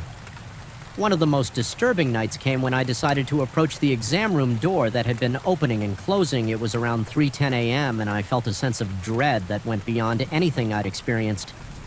Up to that point, there was a flicker in the fluorescent lights, and that door was again swaying slightly, an eerie invitation. My stomach felt twisted, as though someone had knotted it from the inside, and I could taste bitter acid at the back of my throat. I inched toward the door, each step accompanied by the squeak of my rubber soles against the tile floor. The corridor felt impossibly long, and I could have sworn the door was receding further away, as if the hallway were stretching itself out to keep me from reaching it. When I finally stood in front of it, I placed my hand on the handle. It felt cold and strangely damp, like it had been sitting in a freezer. Slowly, I pushed it open. The exam room behind it was dark, illuminated only by a faint glow seeping through the blinds from the streetlights outside. My heart thudded so loudly that it drowned out every other sound. The room seemed empty, just an examination table, a sink, some cabinets for medical supplies. I stepped inside, convinced I would find nothing but a draft or maybe a misaligned hinge. Then I heard a soft shuffle from a corner. I froze. My scalp prickled as though every hair was standing on end. My vision blurred momentarily, mustering courage. I pointed my flashlight into that corner. There was no one there, only a metal stool and a rolling tray. Yet the stool was turned slightly, as though it had just been moved. My breath came out in a ragged gasp. I stepped backward, nearly tripping over my own feet, and fled the room without looking back. Ever since that night, the sense of oppression in the clinic deepened. Even the silence felt loaded, like it was vibrating with a hidden message.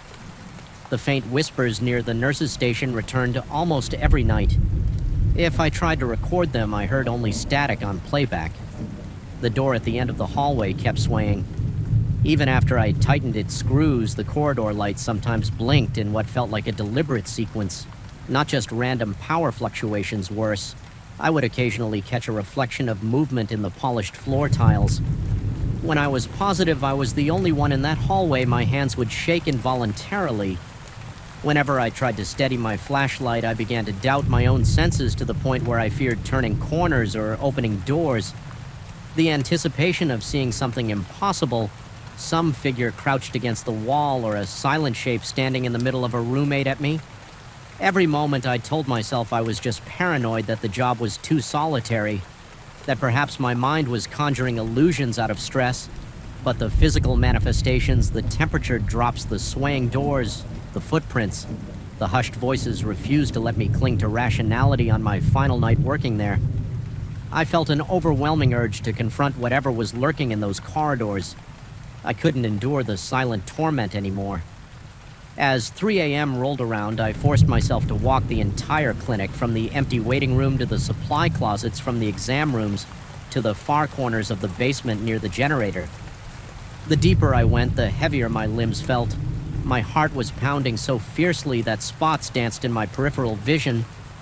The overhead light seemed to flicker in rhythm with my pulse.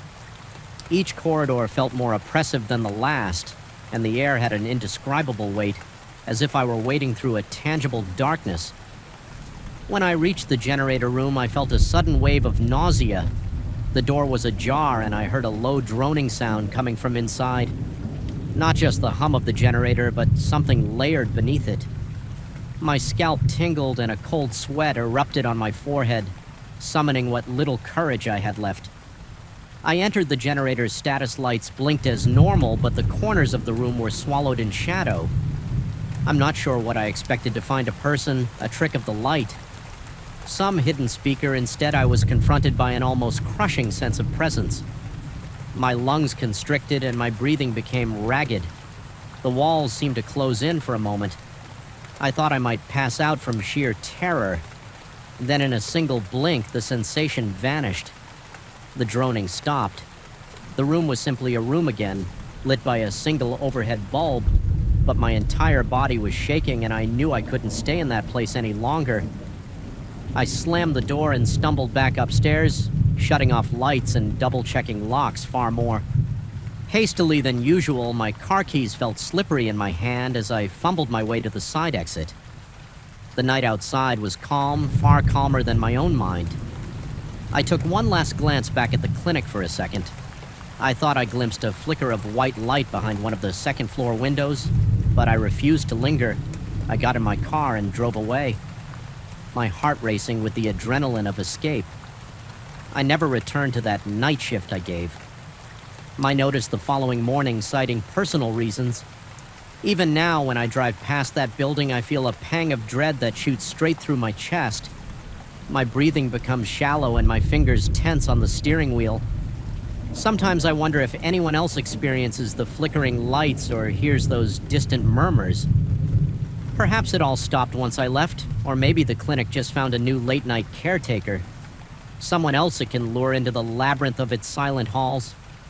Either way, I can't shake the feeling that whatever existed in those corridors is still there, waiting in the darkness, opening and closing doors for the next person who dares to walk its halls alone. And every time the clock strikes 3 in the morning, I'm certain the building draws in a quiet, malevolent breath, an invitation or perhaps a warning echoing through those deserted corridors. Long after I've gone, I still remember the chill that swept through me the first time I set foot inside that vast concrete labyrinth. The clock on my phone had just ticked past midnight, and the silence was so absolute that each step felt like a trespass. Something in the stale air warned me that I didn't belong there, that the shadows clinging to the walls were not mere absences of light, but watchful presences. My pulse hammered in my ears as I made my way through the lobby for my very first shift. Little did I know how profoundly that place would get under my skin, and how each night would intensify a creeping dread. I couldn't explain away I had been unemployed for months. When I finally took this maintenance job in a sprawling residential complex, The place was massive, with multiple towers jutting up into the night sky like silent sentinels. Each had its own set of potential issues: water pump failures, power outages, jammed trash chutes, problems that often manifested during the witching hours. The pay was decent and I was desperate, so I didn't hesitate to accept the graveyard shift running from midnight to 6 a.m. At first, I convinced myself that the stillness of the night would be easier to deal with than the chaos of daytime. Fewer people meant fewer distractions, and I could focus on my tasks without having to worry about residents hovering around me. That was before I discovered the tower labeled 7. Even now, just thinking about its looming silhouette sets me on edge. The building manager vaguely mentioned once that Tower 7 had an unreliable electrical system prone to strange surges and random flickers. He claimed it was nothing more than outdated wiring, and poor insulation brushed it off as a nuisance that often required a reset in the breaker room. But there was something in his eyes that made me wonder if there was more to the story. He averted his gaze as though recalling events he'd rather not articulate during my first week. The radio crackled almost every night, alerting me to a sudden power failure in Tower 7. Always the same floor, often the 10th or 11th, and always the same time. 2 in the morning, give or take each time, I would do as train trudge to the building's exterior door, climb into the echoing stairwell and find nothing. The lights would be on, the hallway would be empty, all circuits would be functioning perfectly. My attempts to troubleshoot were fruitless, but the radio alerts kept coming by the end of that week. Just the thought of stepping inside Tower 7 set my nerves on edge. I rationalized the creeping fear, told myself it was simply stress from being alone in an unfamiliar environment. But a few nights later, I heard something that still causes my skin to prickle. When I recall it, I had received yet another intercom call about lights going out on the 10th floor, annoyed but obligated. I grabbed my flashlight and climbed the stairs, footsteps echoing in that cramped concrete chamber. When I reached the 9th floor landing, I felt a tug of apprehension. My heart thudded, sweat beaded on my forehead, and my throat went dry. Then I heard footsteps above me, slow, deliberate, one step at a time, as if someone was walking in sync with my own pace, but maintaining a level above. For a second, I thought it might be a resident. Returning from a late-night errand, concerned they might need help or could be disoriented in the dark.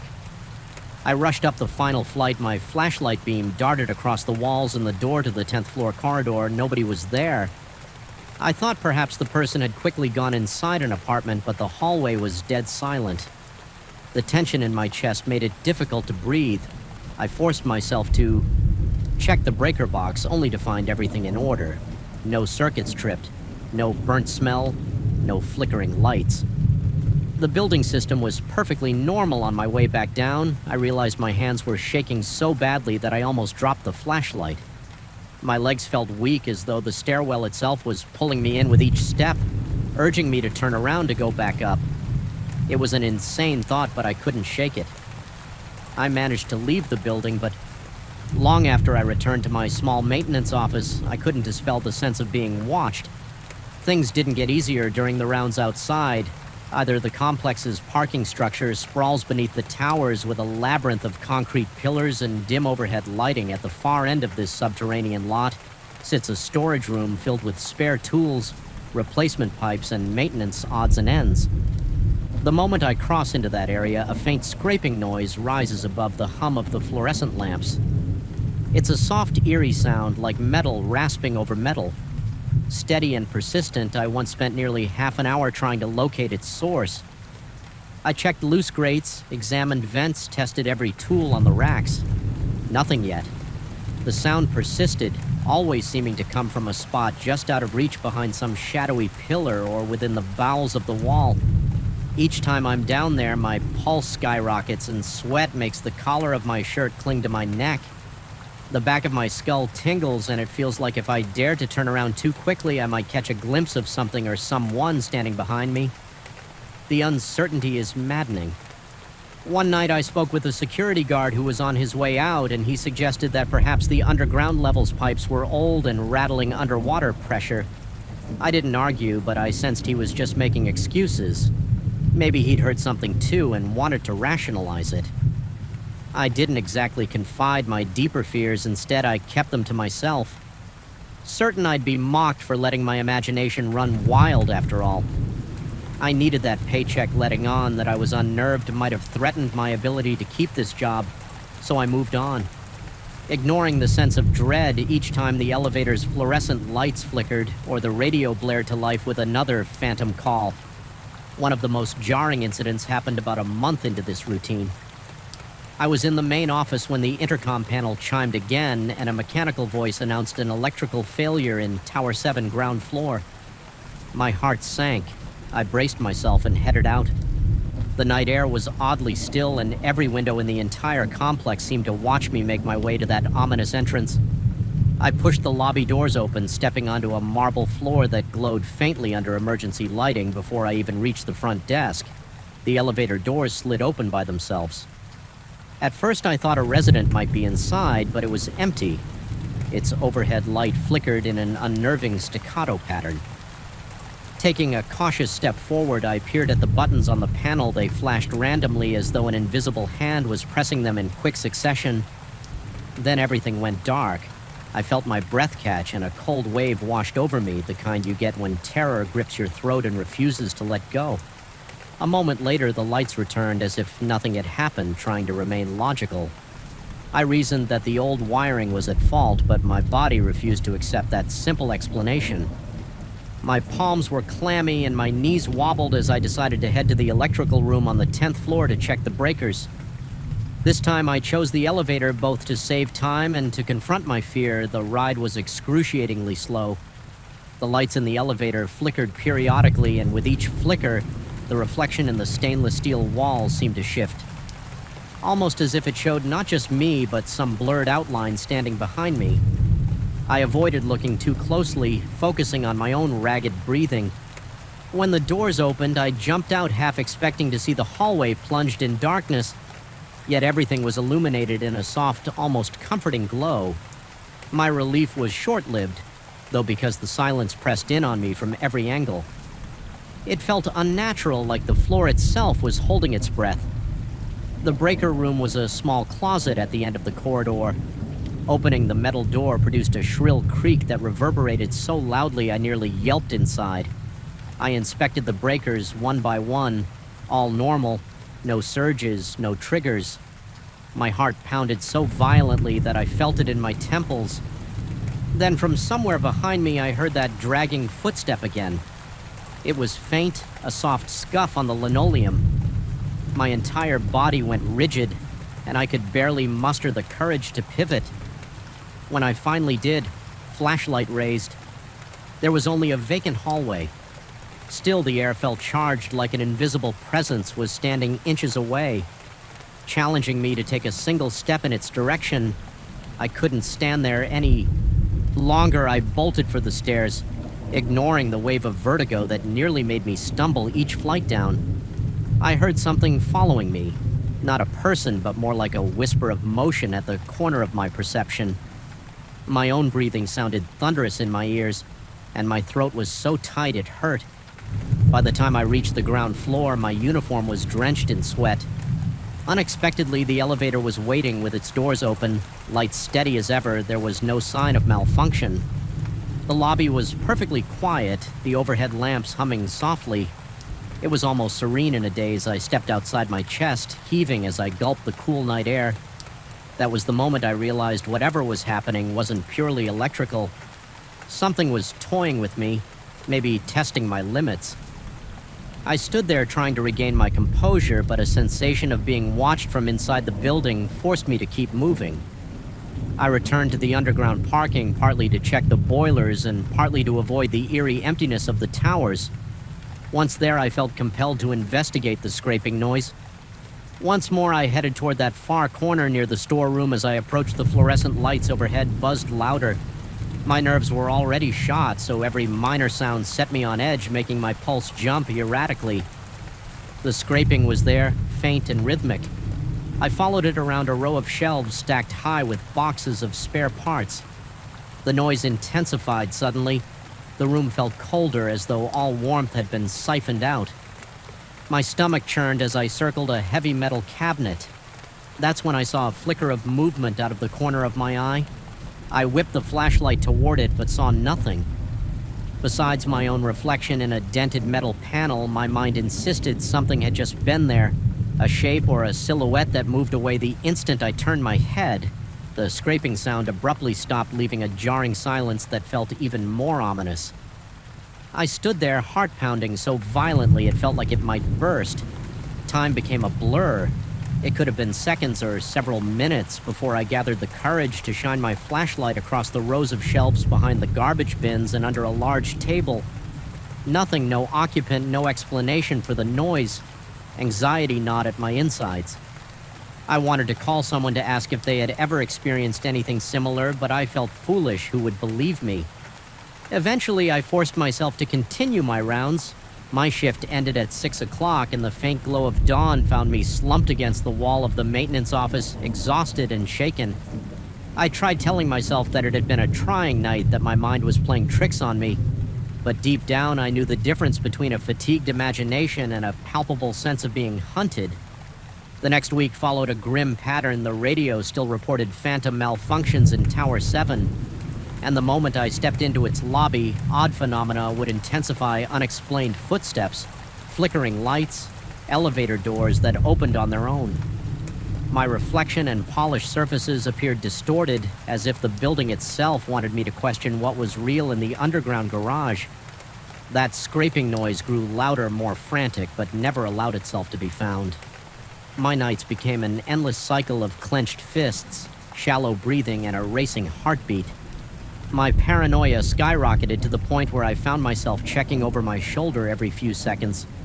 At one point, I even contemplated quitting, but my finances wouldn't allow it. The job, as disturbing as it was, paid well, and I was in no position to walk away. I told myself I would endure it, that I was stronger than any lurking shadows or flickering lights. Yet each night chipped away at my resolve. My dreams became twisted labyrinths where corridors stretched infinitely, and faint footsteps echoed behind me. No matter how quickly I ran one particularly harrowing night, I confronted the tension head-on. Another alert from Tower 7, ground floor lighting failure with sweat already forming on my forehead. I entered that despised lobby the second I stepped inside. Every single bulb dimmed until the entire entrance was bathed in a faint orange glow.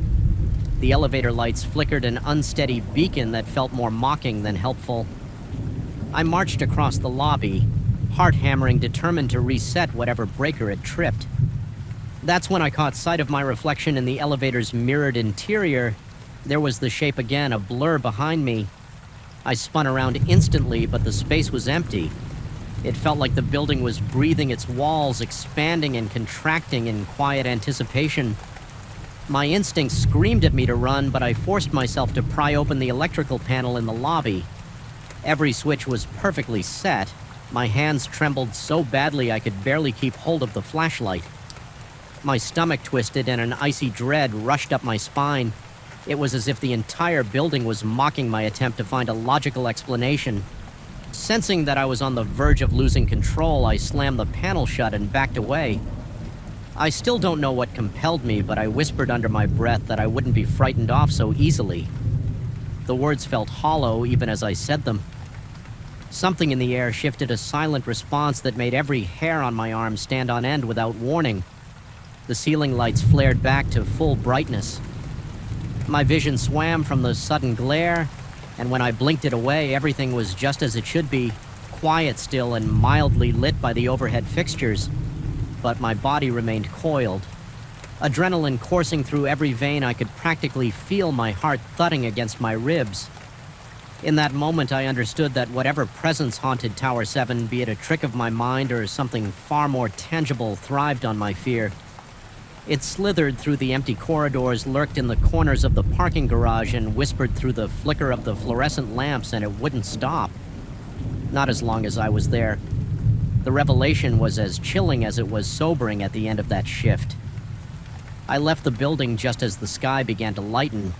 My muscles felt drained and a headache throbbed behind my eyes. Yet I had survived another night. A cold breeze blew across the lot, and for a moment I looked up at Tower 7's facade. The windows reflected the dawn, revealing nothing. Still, I sensed the building was watching me just as intently as I watched it. I wish I could say I made a decisive choice that morning to quit or to confront the phenomenon once and for all. Instead, I found myself in a stalemate bound by financial necessity, yet burdened with an unshakable dread. The unseen presence in Tower 7 knew me, now recognized my routine, understood my weaknesses. Each time I swipe my keycard at midnight, I feel its attention snap to me, waiting to escalate this twisted game.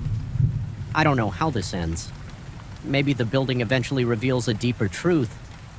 Maybe it's just my mind unraveling from the strain of working alone in the dead of night. All I can say for sure is that something out there, a scraping in the dark, a flicker in the hallway, a breath against my neck has taken root in my nights. And every time my radio crackles with a new alert for Tower 7, I can't stifle the nauseating churn in my gut.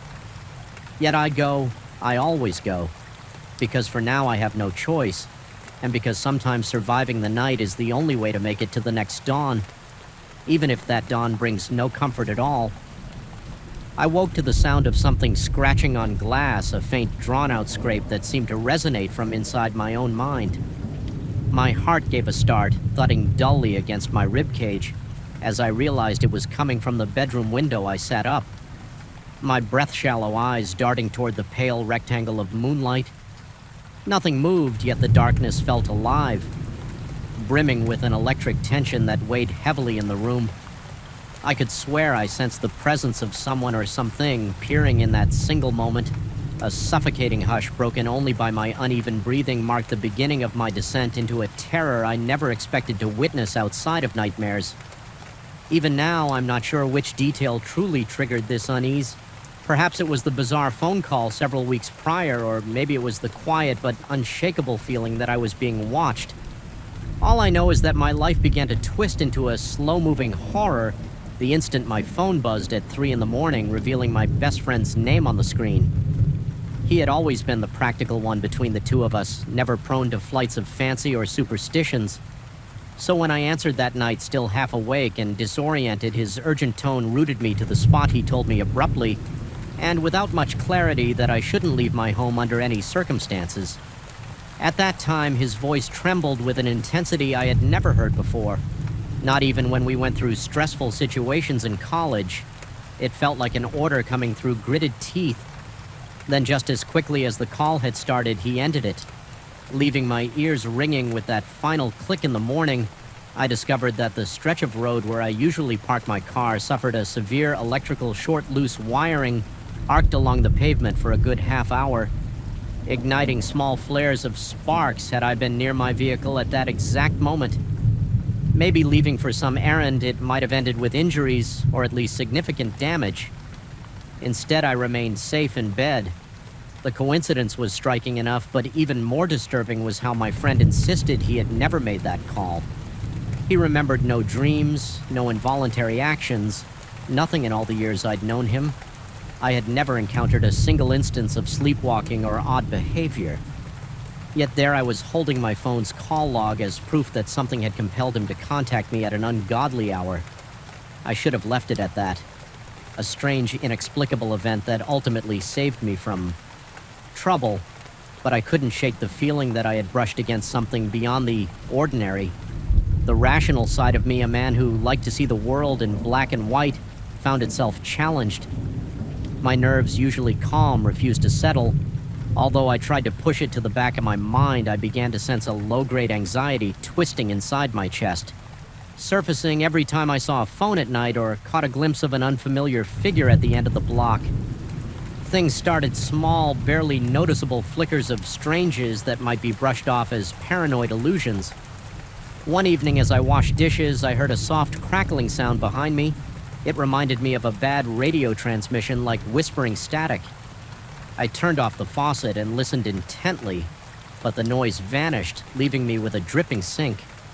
Another time, while brushing my teeth, I sensed a presence just outside the bathroom door. The floorboards gave a faint creak enough to make my pulse leap into my throat, but I found no one there. Rational explanations sprang to mind, pipes settling temperature shifts in the wood, but those thoughts felt hollow. It was almost as though my home had become a conduit for some intangible force. Not long after I started having bizarre dreams in them, I wandered aimlessly through my house, guided by the dim glow of lamps that never fully lit the rooms. The phone would ring somewhere in the distance, its tone echoing as if reverberating through a cave. I would roam from room to room, never locating the source of that persistent ringing. Worse yet, I sensed in those dreams that something stood just out of sight around each corner, tracking my progress, waiting for me to pick up the call. My heart would pound in my chest, a nauseating rhythm that seemed to intensify with every passing moment. I would awaken drenched in sweat, the sheets tangled around my legs, my breath coming in ragged gasps. Over time, the line between dream and reality grew increasingly blurred. The static I had heard while washing dishes revisited me at irregular intervals, always just quiet enough to make me doubt it was real.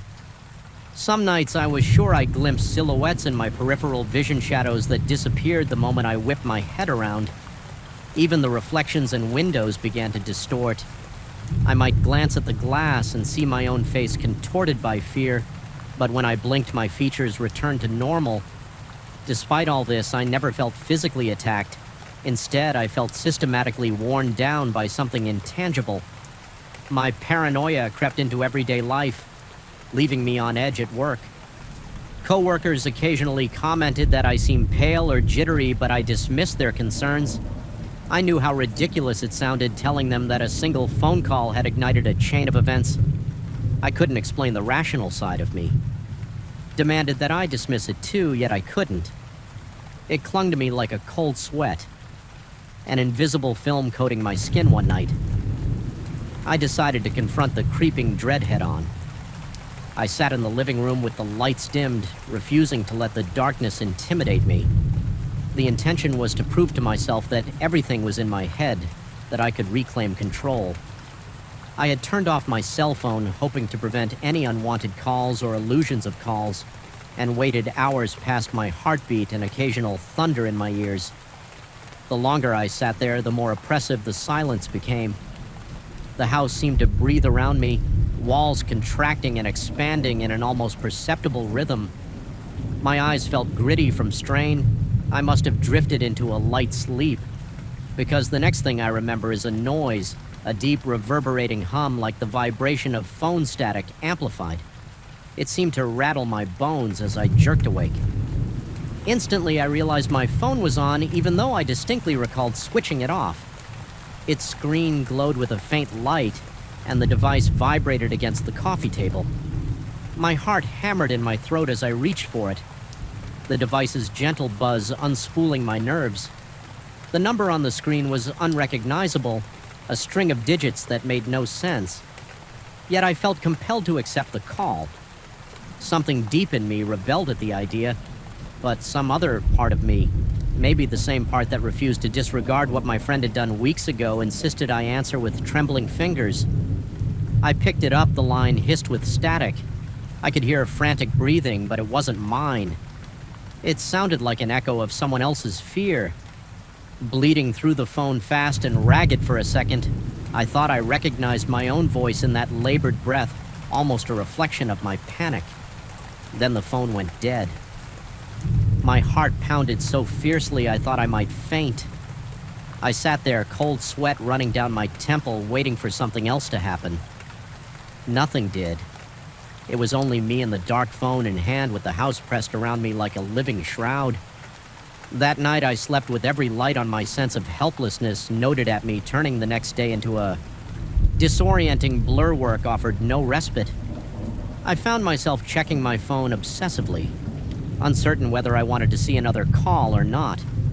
The tension in my chest continued to gather momentum. I didn't trust my own senses. The passage of time felt slower, and a single crack of a knuckle in a nearby cubicle made me flinch. I tried to confide in my friend, the same friend who supposedly called me that fateful night. But he only repeated that he remembered nothing. He looked concerned, told me I was probably under stress, that I should take some time off or visit a professional. I considered it, but I worried a professional might dismiss it as paranoia. Still, the smallest rational part of me clung to that possibility, hoping for some mundane explanation. Maybe it was all in my head, an overreaction to a single strange coincidence, but each time I convinced myself of that, I would sense the static trailing behind me or feel the brush of unseen eyes lurking in the corners in an attempt to take control again. I changed my nightly routine. I forced myself to go for short walks before bed, wanting to soothe my nerves with fresh air. Yet even outside, I felt watched. Streetlights buzzed overhead with a dull resonance, and I found myself scanning driveways and alleyways for any shape that might be following. Whenever a lamp flickered, my pulse instantly spiked, and I half expected to see a silhouette crouched under the wavering glow one evening while returning from such a walk. I passed my car parked across the street. It sat beneath a single streetlight that cast harsh, angular shadows. The vehicle appeared normal, but as I approached, I heard that same crackling. I'd heard in my kitchen weeks ago it emanated from somewhere near the front bumper like static or an electrical hum. I stopped dead in my tracks, my face burning with mounting dread. Then, just as I stepped closer to investigate, the noise disappeared.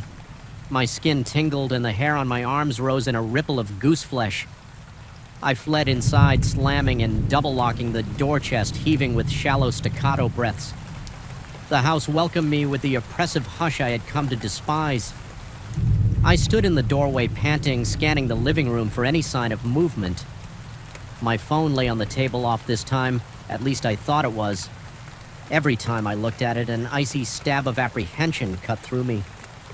For a few moments, I considered throwing it away entirely, but the idea of not having a phone at all felt almost as terrifying. What if an actual emergency happened? What if I needed to call for help?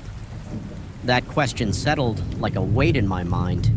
Need to call for help against what, though an intangible presence, a manifestation of my own paranoia? Part of me wondered if the phone itself was a gateway, some channel for an influence I didn't understand after all. It was the phone call that triggered this entire ordeal, and subsequent calls or static seemed to herald more episodes of dread. Time slowed to a trickle over the following days. My nights became a series of half-sleeps and abrupt awakenings. Each more disorienting than the last, my dreams carried me through silent hallways, the phone ever ringing in the background, intangible yet omnipresent. More than once I jolted awake with my mouth dry, heart hammering. Sure that something was in the room, I could practically taste the fear, bitter and metallic on my tongue. In desperation, I resolved to contact my friend again and plead for an explanation if he truly had no memory of calling. Maybe we could retrace the phone records, dig into any possible error or glitch. Perhaps some automated system or a crossed line had faked his caller ID, leading to all this confusion. The thought of uncovering such a mundane solution offered a fragile hope. So I asked to meet him at his place one evening, a neutral space I hoped would quell my anxiety when I arrived. The atmosphere felt no less suffocating. His apartment was well-lit, airy even, but an ominous pressure still clung to me like a second skin before I could speak. He mentioned that his phone bill showed a mysterious spike. Multiple calls placed at unusual hours, none of which he recognized. He explained it calmly, trying to reassure me that we'd figure it out together. Yet as I listened, my pulse kept an erratic tempo. We cross-referenced the call logs, and sure enough, the dates and times aligned with my experiences, always around 3 a.m., always brief that night. I left his place with more questions than answers. My mind reeled with the possibility that something was manipulating our devices, some force beyond my comprehension. During the drive home, the sense of being watched magnified tenfold. The streetlights cast long, pale beams on the asphalt, and each one seemed to illuminate a pocket of darkness crawling with hidden shapes. My headlights revealed nothing but empty streets. Yet my heart pounded with the conviction that I wasn't alone. By the time I pulled into my driveway, my muscles felt taut enough to snap. Stepping inside my house, I tensed at the sudden realization that I had neglected to lock the door behind me when I left earlier. I don't know why that realization made my skin crawl. Perhaps I imagined that something had slipped in while I was gone, or perhaps the idea of my sanctuary left unguarded was just too much to bear. Moving slowly, I checked each room, flipping on the lights and bracing myself for any horrifying surprise. Everything appeared in its proper place, yet the dread remained. I sat on my sofa phone in hand, determined to face whatever might come. Eventually, I noticed the faint hum again, a current of static so subtle I wasn't sure if it was real or a product of my exhausted mind. My vision blurred at the edges as adrenaline surged through my veins. For a moment, I forgot how to breathe, my chest tight with panic. The phone grew warm in my hand as if it had a pulse. I fought the urge to fling it across the room instead. I stared at it, waiting. Then the screen flickered, cutting through the darkness. With a sudden glow, the device vibrated, no number displayed this time. Just a shapeless distortion of pixels. My heart thundered, and I felt every beat hammering in my eardrums without waiting. I rejected the call, pressing the button so hard my thumb went numb. The phone went silent. The oppressive static vanished. I found myself in a hush so deep I could hear my own heartbeat echoing in my head. For a few seconds I thought it was over, that I had broken the cycle, but as I stared into the dark, an overwhelming sense of presence weighed down on me. My vision seemed to tunnel. My breath came in short. Desperate gulps, a cold dread spread through my limbs, anchoring me to the spot. The silence turned unbearable, as if the space around me held its breath. Then the phone in my grasp felt unnaturally heavy, and I realized that perhaps I had merely severed the connection, not banished whatever lurked behind it. That was when I felt the shift in the air, like a slow, invisible wave of pressure passing through the room. My peripheral vision caught a flicker, a fleeting distortion against one wall, like heat rising off asphalt in the summer. I couldn't make out a shape, only a sense of dislocation. My mind struggled to process it, teetering on the edge of rational thought. Every hair on my body stood on end and chills crawled across my spine. I squeezed my eyes shut, trembling, trying to will it away when I opened them again. The distortion was gone, yet the feeling persisted. A sensation that something stood mere inches behind me, out of sight. I refused to turn around my breath. Now shallow gasps that left my lungs burning. I sat motionless, phone still in hand, trapped in an impasse between fear and determination. Eventually, the suffocating pressure eased, though it never vanished completely once my heartbeat steadied. I glanced around the silent room. Nothing stirred. It's been days since that incident, and I haven't received any further calls. My phone logs remain empty, as if the unknown force has retreated still every time I see a phone. My stomach knots with the memory of that static and the eerie breathing on the line. I cannot shake the conviction that in answering that call weeks ago, I invited a presence into my life, something that fed on my fear and confusion, though it seems to have withdrawn. I sense it watching from the periphery, waiting for the moment I let my guard down again. I now keep my phone on silent most nights, half hoping never to hear its ring again. Yet I also find myself listening intently for the faintest vibration, torn between relief and dread. In the quiet moments before dawn, I sometimes catch myself straining to hear that crackling static or a distant ring. And in those moments, my pulse races and my breath quickens, as though the darkness itself is about to come alive. Once more, I've learned to accept that some warnings defy explanation, that a person can transmit a message without conscious will, compelled by forces we can't name.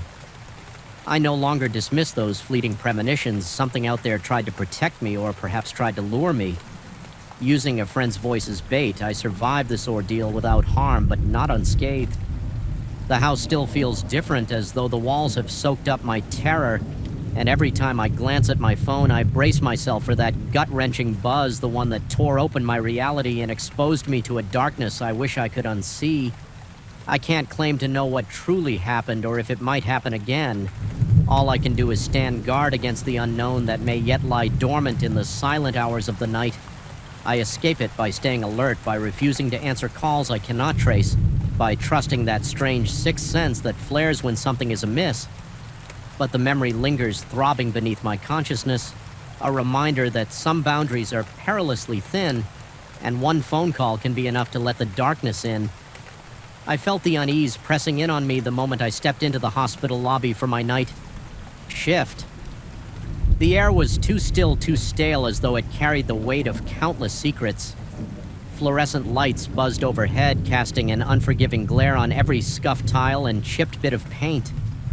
My heart pounded harder than usual, a nagging sense of dread gnawing at me, even before I took my seat behind the main desk. Somehow I already knew that tonight would be different. That was the sort of premonition you never ignored in a place where corridors whispered of silent emergencies and restless energies.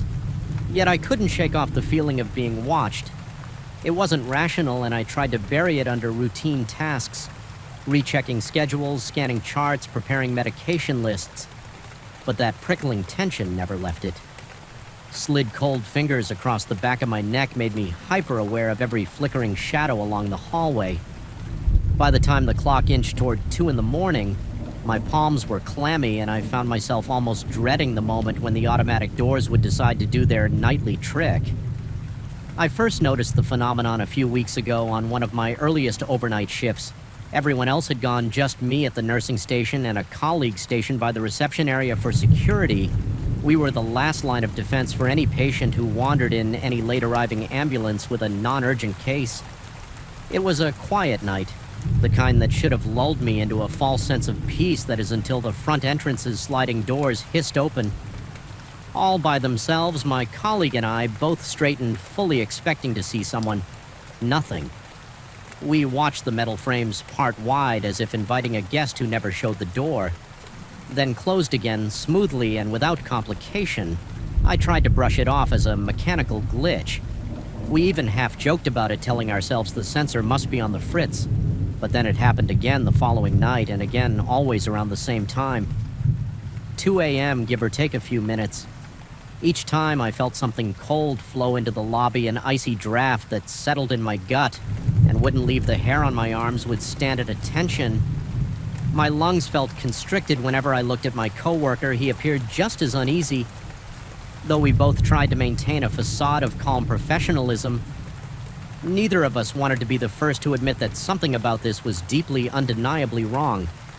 Night after night, the episodes persisted. I tested the sensor repeatedly, even going so far as to stand directly in front of it, wave my hands, stomp around it. Worked perfectly whenever I tried it.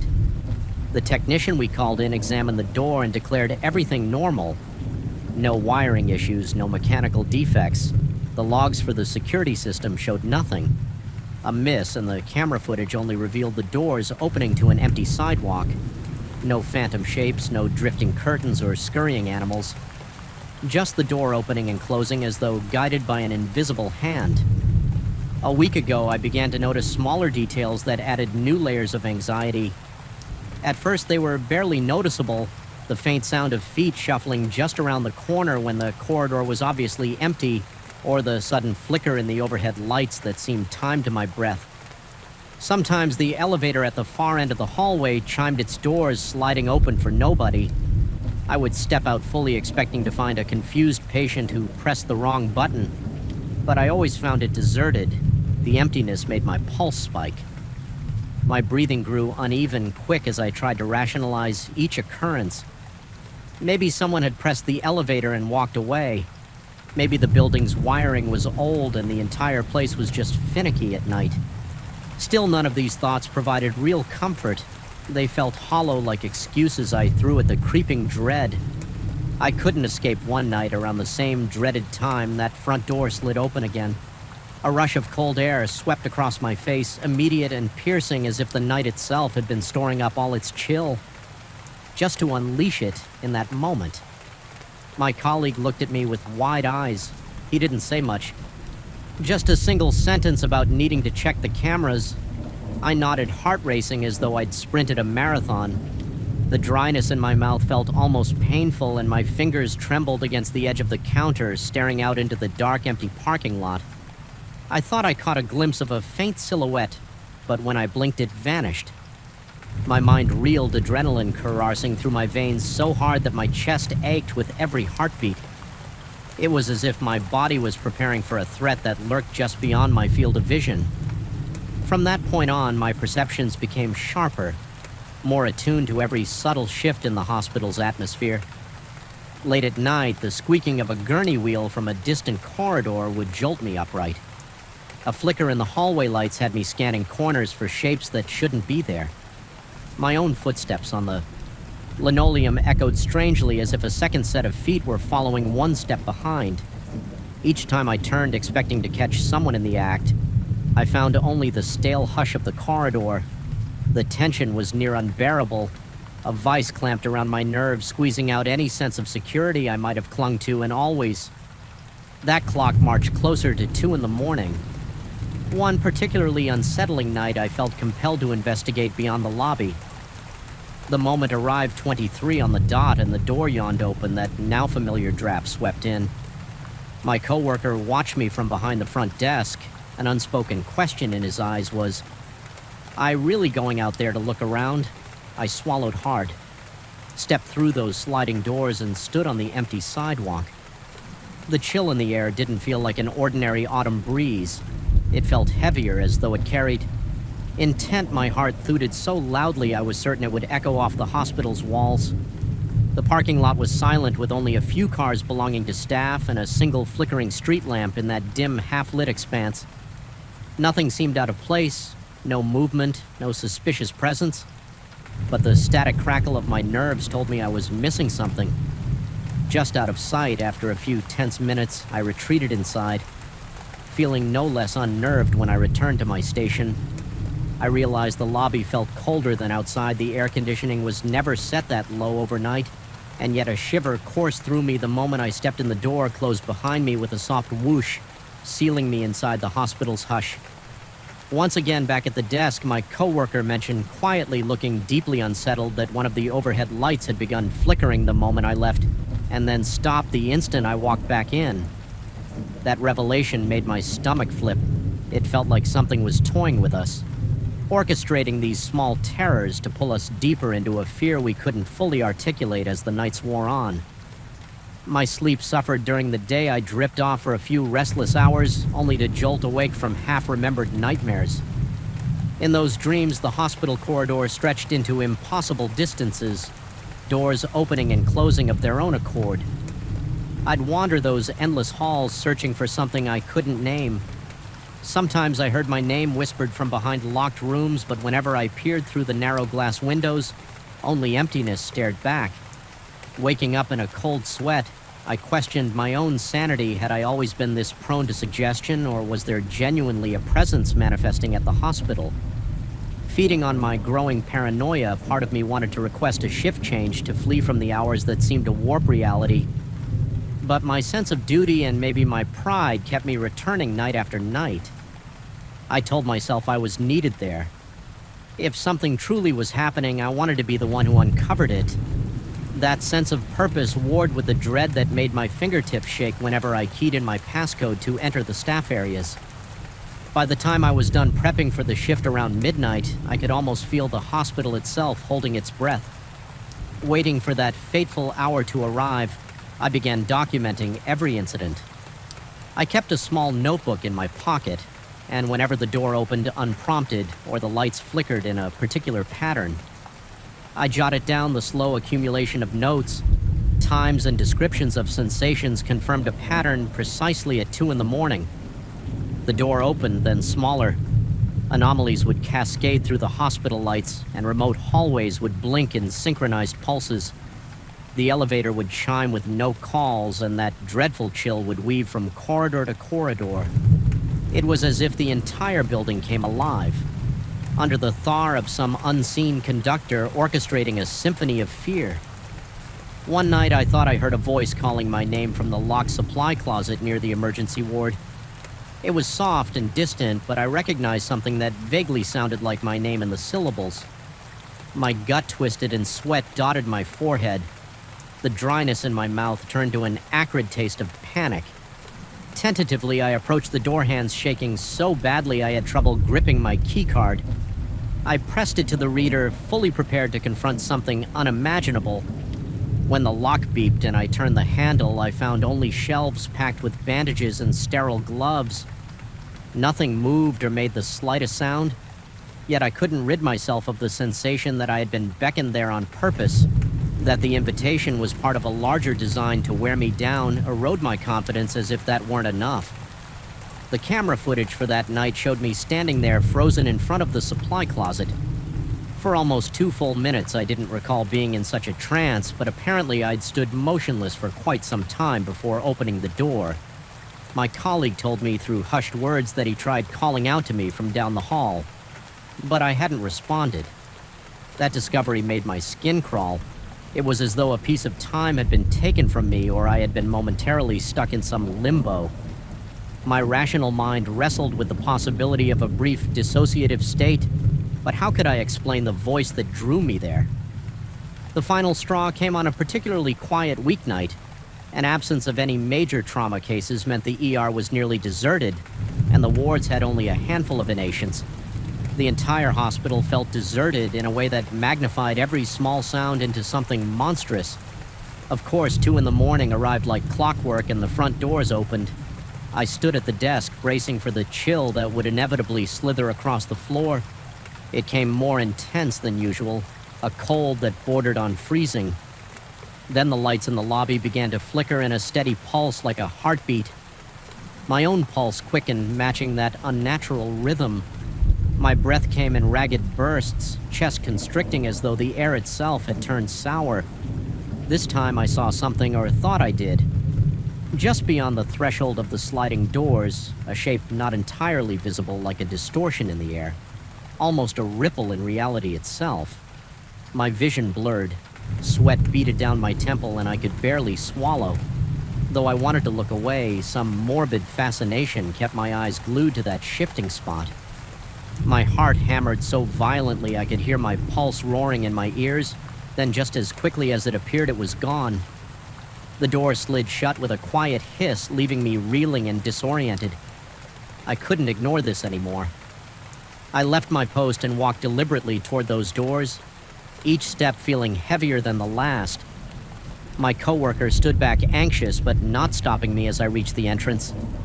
The door remained closed, yet the night outside seemed unnaturally dark, as if the parking lot lights had dimmed under the weight of something unseen. My stomach knotted. My eyes strained to discern any shape moving out there. All I perceived was a subtle flicker under the lone street lamp. It was enough to send my mind spiraling. I forced myself to step back, returning to the relative safety of the lobby's fluorescent glow. In that moment, I understood that I was dealing with forces I might never fully understand, something that defied the logic and science we cling to so fervently in a hospital environment. No mechanical fix or sensor replacement would fix this issue. Whatever this was, it had become an undeniable presence that inhabited the hospital at the witching hour, testing the limits of my courage and sanity. I decided I had to confront it in my own way, acknowledge it, challenge it, and then refuse to submit to the terror it brought each night. So the next time the doors slid open on their own, I simply stood there, letting the cold air wash over me without budging. My heart race sweat dampened my uniform, but I stood firm. I forced myself to inhale slowly, telling whatever lurked beyond those doors that I would not run. The door stayed open for far longer than it usually did, as if taunting me. Waiting for me to crack my limbs shook, but I remained rooted to the spot, refusing to let the fear devour me after what felt like an eternity. The doors closed, the sense of an eerie presence receded. Though it did not vanish entirely, my coworker and I exchanged a glance that said everything we needed. Without words, we had survived another night, but the hospital felt forever changed in the night since the phenomenon has lessened. Somewhat, the door still opens at 2 in the morning, but the blast of cold air seems less intense, less hateful. I still feel watched, but now it feels more like an echo than a personal threat. I haven't seen the distorted shape again. Maybe it realized I wasn't going to break, or perhaps it's lying in wait for a moment of weakness. I can't pretend to know. What I do know is that I've made my peace with the reality that some things in this hospital cannot be explained away by mechanical glitches or rational theories. I've chosen to continue working the night shift, even though each midnight approach leaves a residue of unease coiling in my gut. There's power in standing my ground and refusing to yield to whatever presence roams these halls.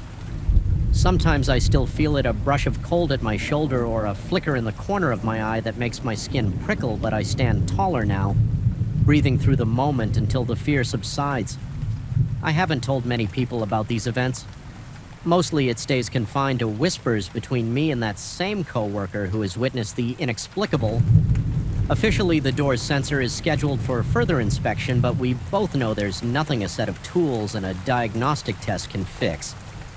Here, the hospital has its own secrets, and while those secrets never fully sleep, I've come to realize they don't have to claim me. The door will open again tonight, sure as the clock will strike 2, but I will be here prepared to meet that cold air with steady breaths and a heart that, though it hammers, refuses to collapse into terror. And if there's a presence lingering just beyond that threshold watching through the glass, I can live with that knowledge. It's a fragile truce, but it's mine. The chill in the corridors, the whispers in the supply closet, the flickering lights in the empty hall. They remind me of a reality stretched thin where perhaps my perception and the hospital's hidden truths intersect. I may never fully understand what's happening, but I understand enough to know that I won't let it break me. My nights remain dark and uneasy, but every new dawn feels like a triumph over whatever crosses that lobby at 2 in the morning, and maybe that's all the victory I need in a place that holds more than just the living within its walls.